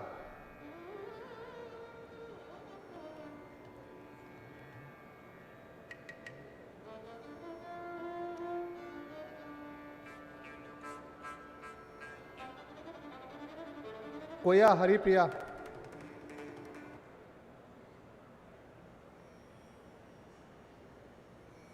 Mehak Chaudhary,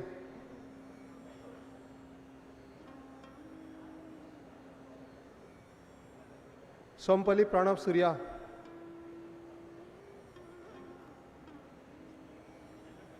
Vaishnavi Sri,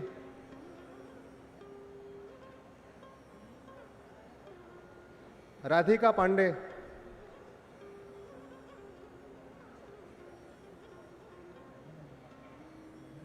Kavara Kuntla Risita,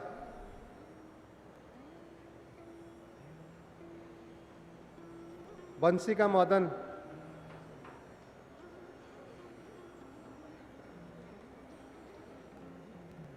the following graduates will be awarded the degrees in absentia. Recipient of Master of Public Policy, Anshu Kalkal, Ayush Kumar Katiyar, and Yugita. The head of the Department of Mathematics and Statistics is requested to call the names of degree recipients in mathematics and statistics.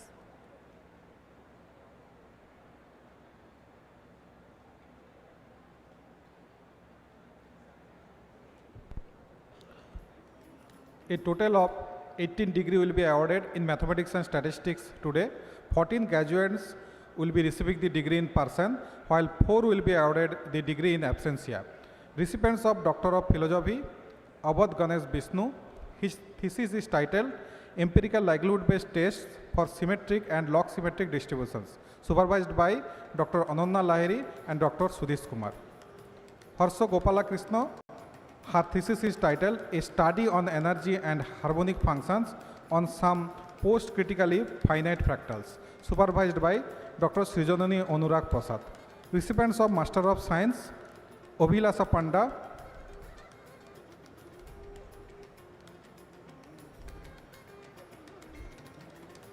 Devashish Pradhan,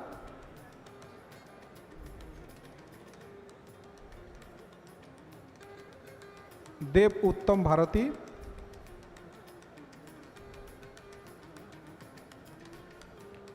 Krishna,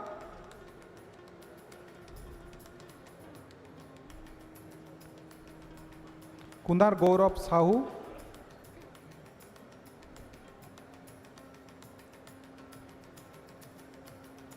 Prexi Dharne,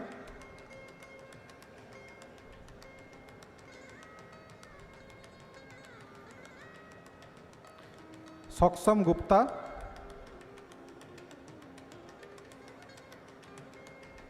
Sandeep Kumar Barada,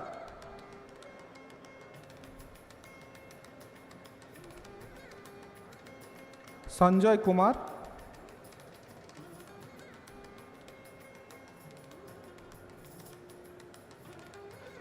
Sanjeevani Raj,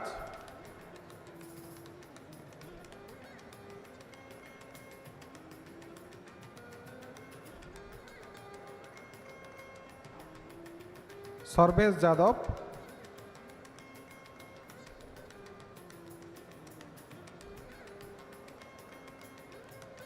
Jadhav Sushil Rajbahadur. The following graduates will be awarded the degree in absentia. Recipient of Doctor of Philosophy, Priyanka. Her thesis is titled Semi-Analytical Thermal Model for Multi-Wire Submerged Arc Welding, supervised by Dr. Panchacharam M. Recipients of Master of Science, Abhay Kumar Chaturvedi, Prince Chauhan, S.K. Nasiruddin. The head of the Department of Mechanical Engineering is requested to call the names of degree recipients Mechanical Engineering.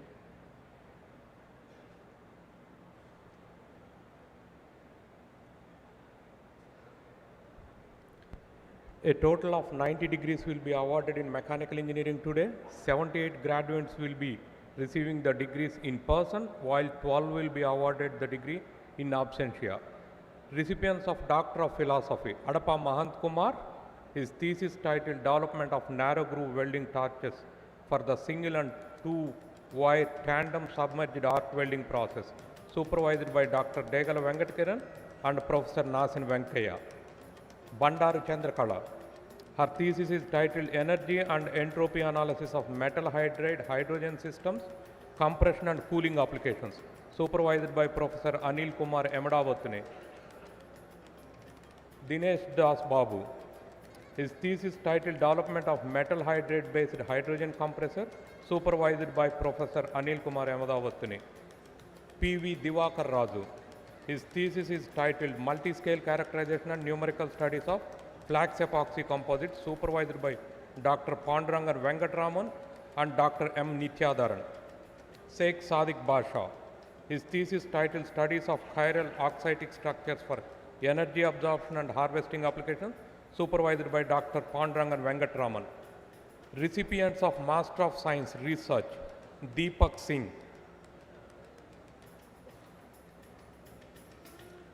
Nikhil Chauhan.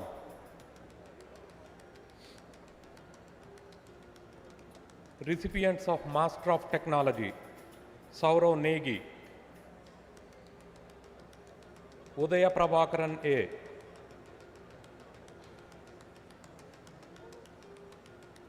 Dasaroz Vinit Kumar.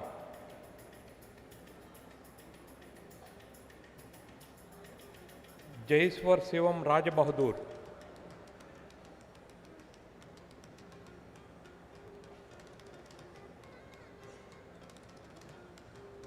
Kanamuri Ramesh Babu. Satyam Kumar. Karamala Raju Subramanyam.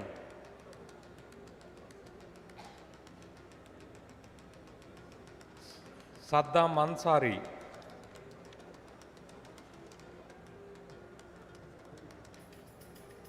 Kodi Sai Kiran.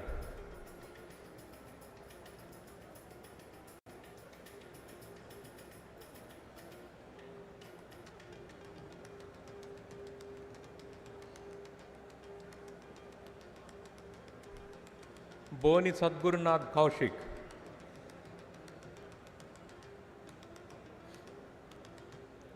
B. Nitish Kumar.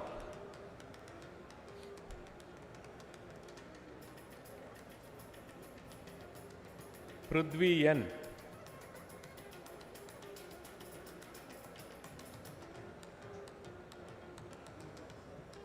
Doddi Satya Prasad.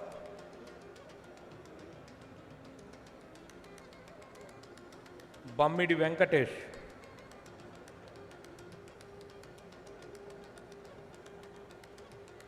Pramod Kumar M.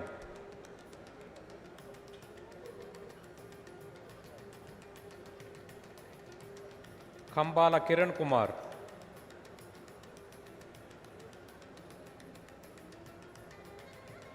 Shubha N.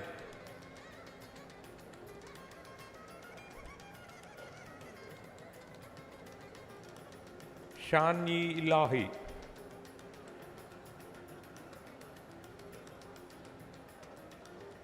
Bhimesha A.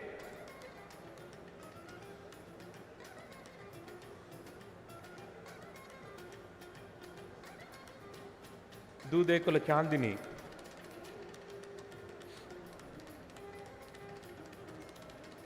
Ashok Kumar.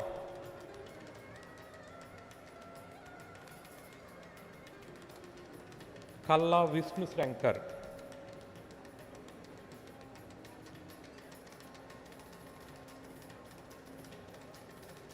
Manikant Kumar.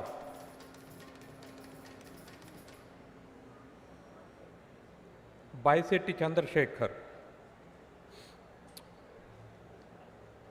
Now recipients of Bachelor of Technology, Pratyush Singh.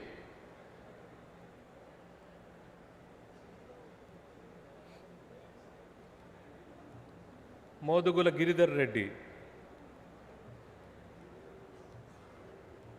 Roshani Budumuru.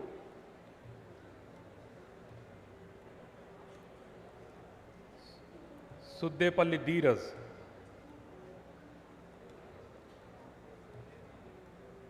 Abhilash R.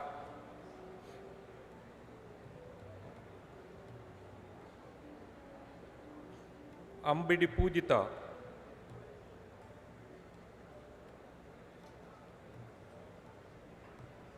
S. Archana Jain.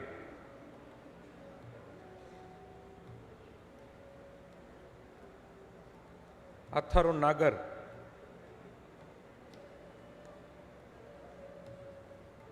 Ayush Sahu,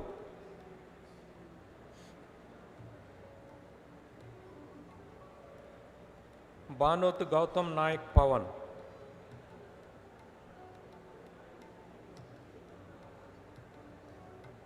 Bhavesh Jain,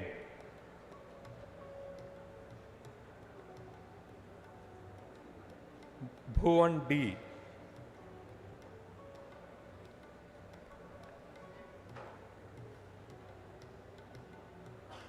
Boddu Naga Venkatagirish,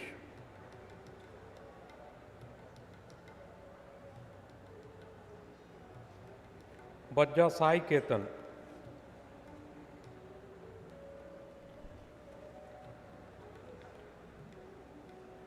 Chedurolu Jisnu Priyadarshini,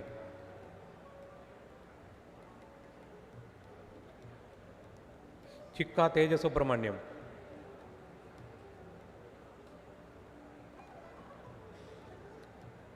Darun BS,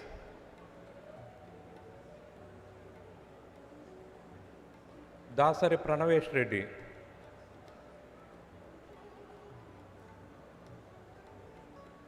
Dodda Jonal Samara,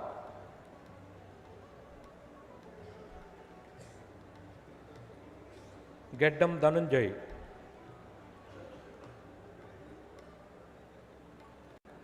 Hariharan Yan,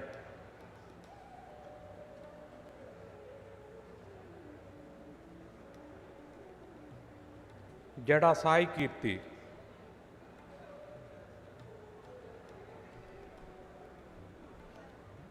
Kadapala Tilak Kumar Reddy,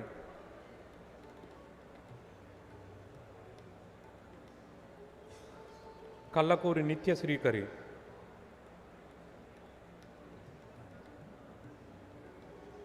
Kushwant Kumar Pal,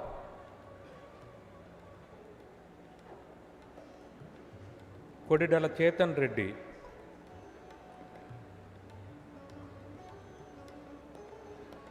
Kontelu Sujit Vardhan,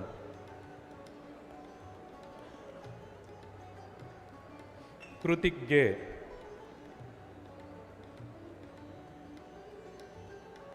Lavit Chauhan,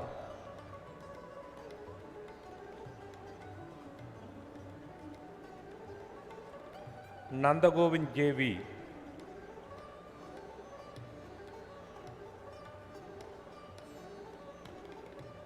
Narreddy Sai Suhas Reddy,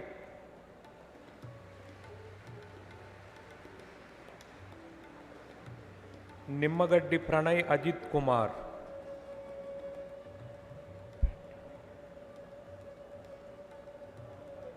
Pendam Abhinay Kumar,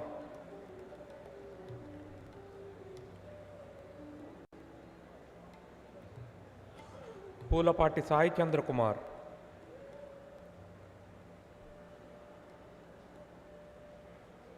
Pand Yashasri Manoj,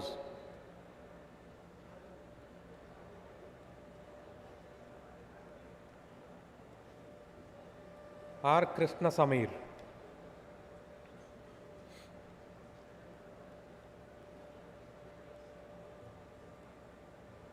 Ramavat Tarun,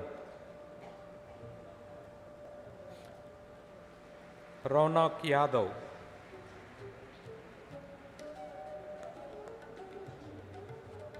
Rohit Kumar,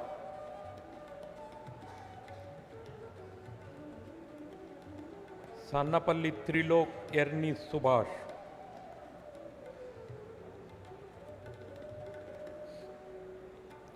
KL Sandhya,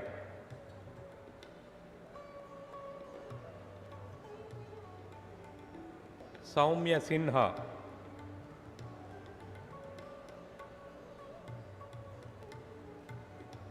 Shanke Aniket Rajesh,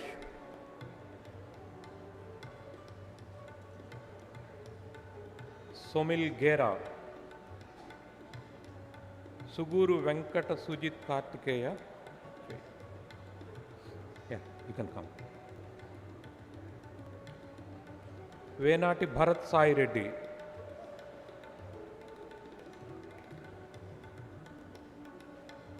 Ajinka Krishna Pandey,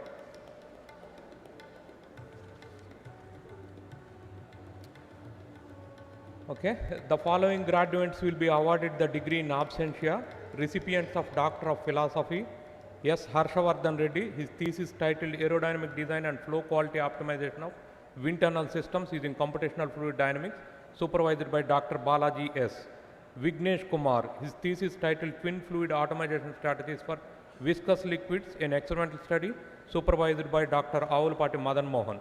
Akala Yakkanna, his thesis titled Interlaminar Fatigue Life Estimation of Composite Laminates and Substructures under HCF and VHF Loads, a generalized computational framework, supervised by Dr. Subbareddy Daggumati.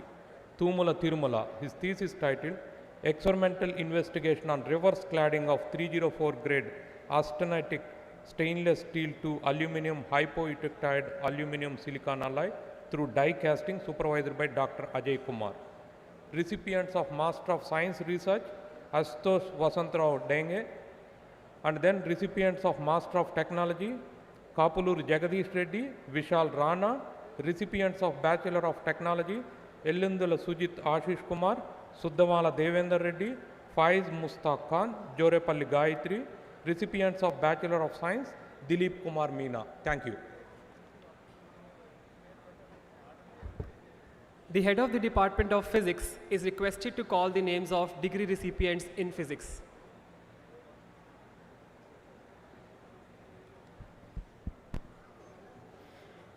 A total of 17 degrees will be awarded in physics today. 11 graduates will be receiving the degrees in person, while 6 will be awarded the degrees in absentia. Recipients of Master of Science, Deepak Kumar Kaushal,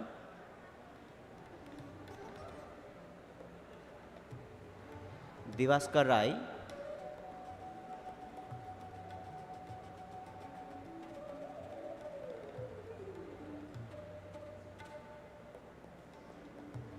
Gutta Fani Satvik,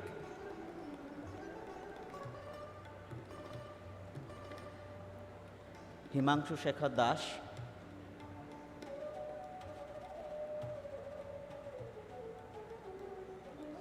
Jannavi E.M.,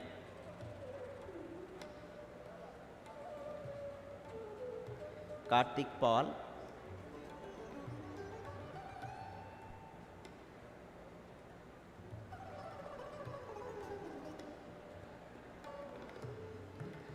Pallavi Ameta,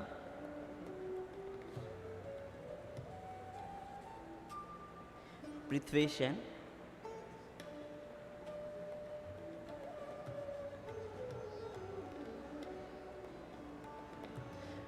Roshan Kumayat,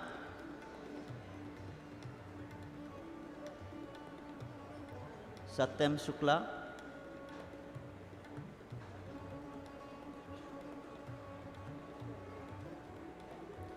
Shayan Chakraborty.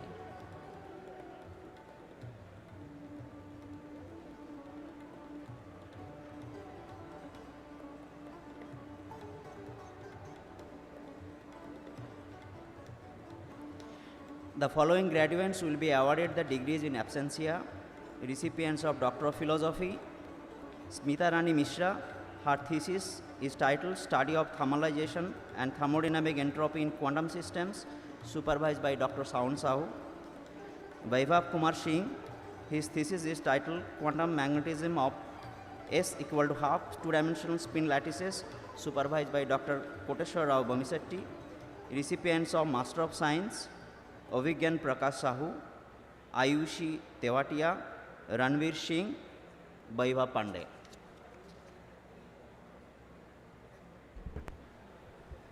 The presentation of the awards will now begin. I request the director to initiate the proceedings.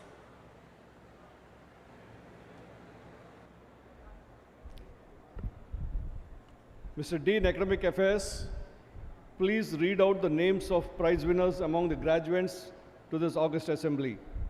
May I request the chief guest to kindly join me and present the prizes.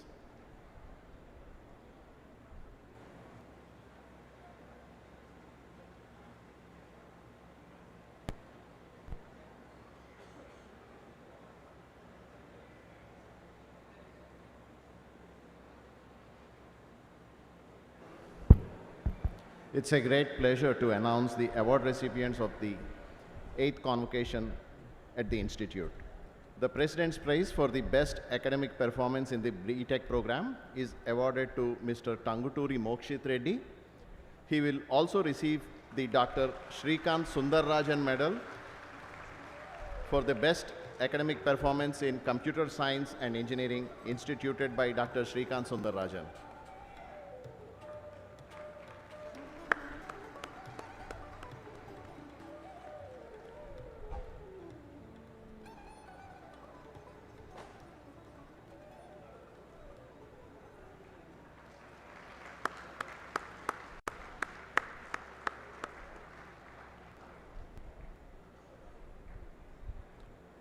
The Governor's Prize for the best all-round proficiency in curricular and extracurricular activities in the B.Tech program is awarded to Mr. Shubha Mohanty from the Department of Electrical Engineering.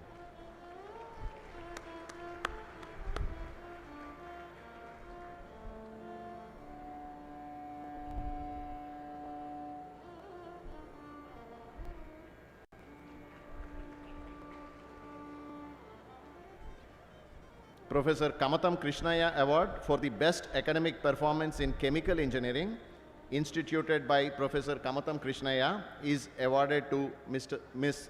Palak Khandelwal.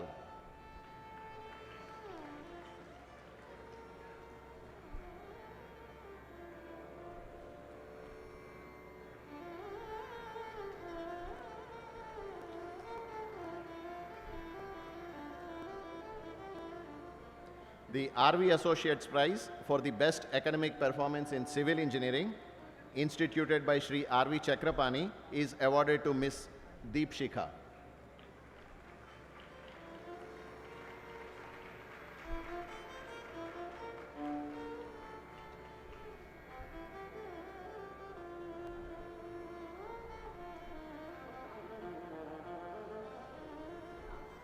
The Amar Raja Prize for the best academic performance in electrical engineering instituted by Amar Raja Energy and Mobility Limited is awarded to Mr. Minchala Deni Kumar Reddy.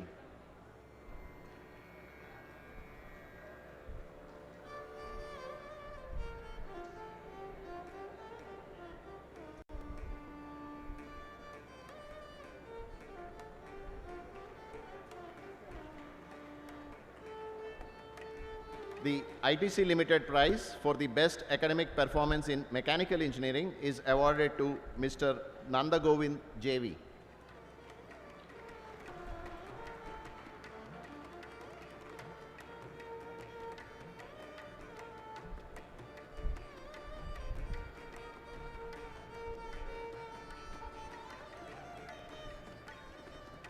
The Institute Prize for the best academic performance in the MTech program in chemical engineering is awarded to Ms. Priyanka V.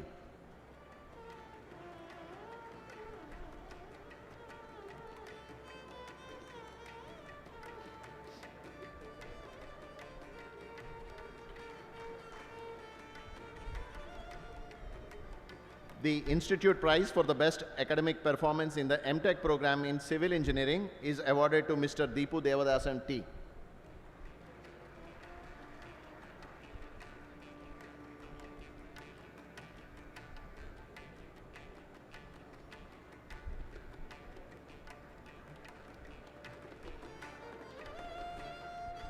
The Ramakrishnan and Lakshmikantan Memorial Prize for the best academic performance in the MTech program in Computer Science and Engineering instituted by Sri Raghu Raghunathan is awarded to Mr. Annavarapu Sai Jagdish.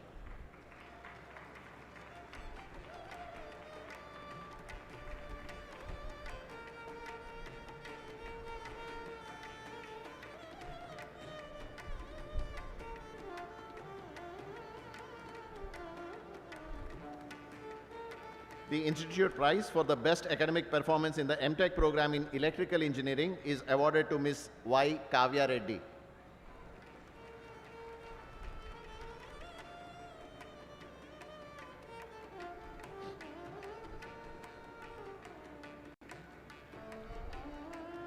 The Institute Prize for the best academic performance in the MTech program in Mechanical Engineering is awarded to Mr. Kambala Kiran Kumar.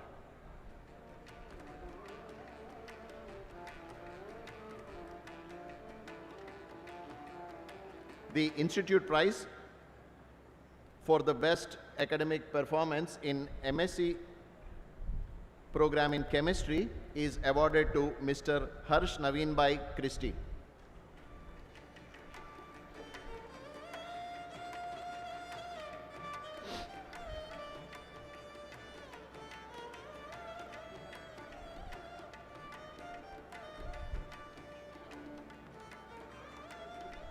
The Institute Prize for the best academic performance in the MSc program in mathematics and statistics is awarded to Mr. Sandeep Kumar Barada.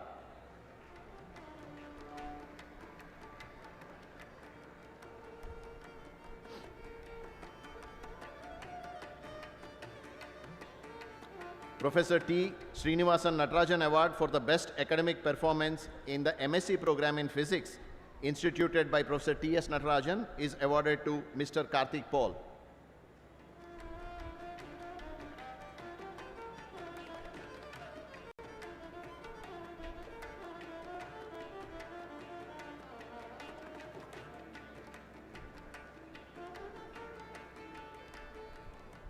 Akurati Kumaraswamy and Sita Ramamma Memorial Prize for the best academic performance in the Masters of Public Policy program in Humanities and Social Sciences instituted by Shri A.V.V. Prasad is awarded to Ms. Mehak Chowdhury.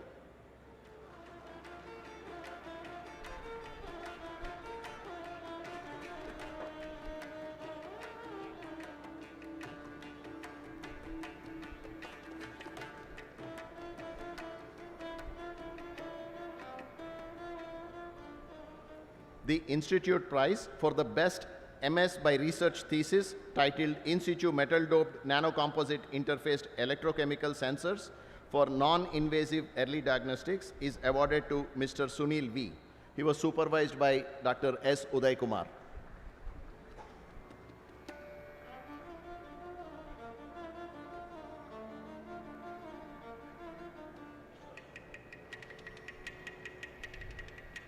The following award is being presented in absentia. The first Dean's Prize for the best PhD thesis titled Stochastic Information Engines, instituted by Professor Kamatam Krishnaya, is awarded to Ms. Rafna Rafiq. She was supervised by Dr. Devashish Mondal. Thank you. All graduates are requested to stand up to take the pledge. I request the director to call on the students to take the pledge.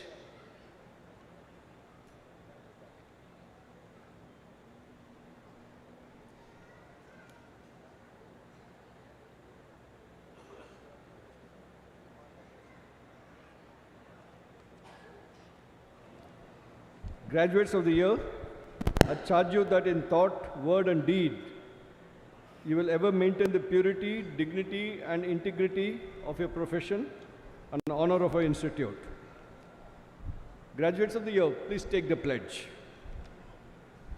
I, the graduate of the Indian Institute of Technology, Tirupati, pledge today to honor this oath that I shall continue to work to acquire, disseminate, and generate new knowledge, that in thought, word, and deed, I shall endeavor to contribute to human welfare by conscientiously adhering to the ethical values of my profession, that I shall work for an inclusive society and sustainable development. Thank you.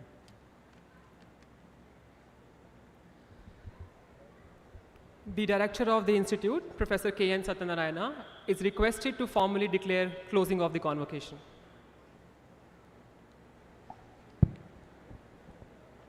On behalf of the Chairman, Board of Governors, I declare the convocation closed.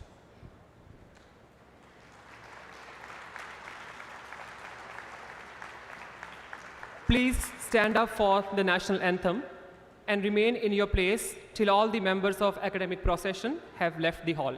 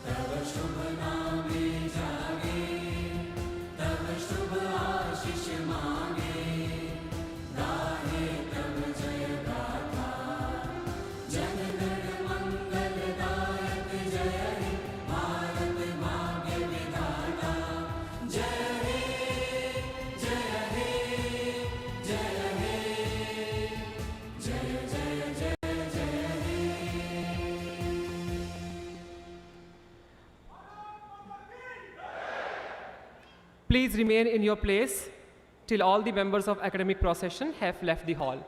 The registrar will lead the procession.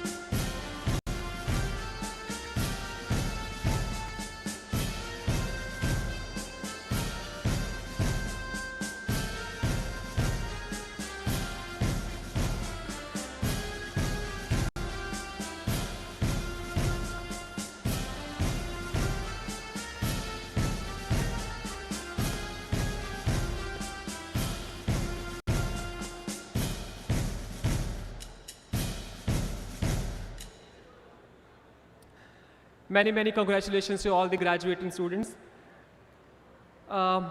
Important instructions, you may kindly be seated.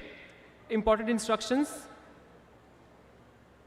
The refreshments has been arranged in the venue itself.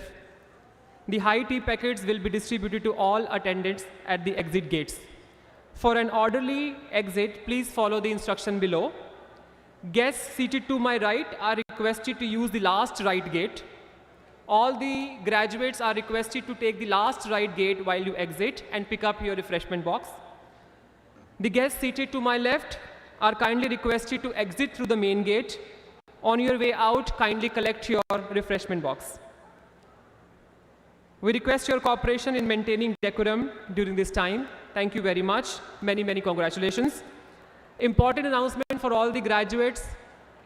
You can have your batch-wise group photo if you want to click on the stage. You can come batch-wise on the stage for the group picture.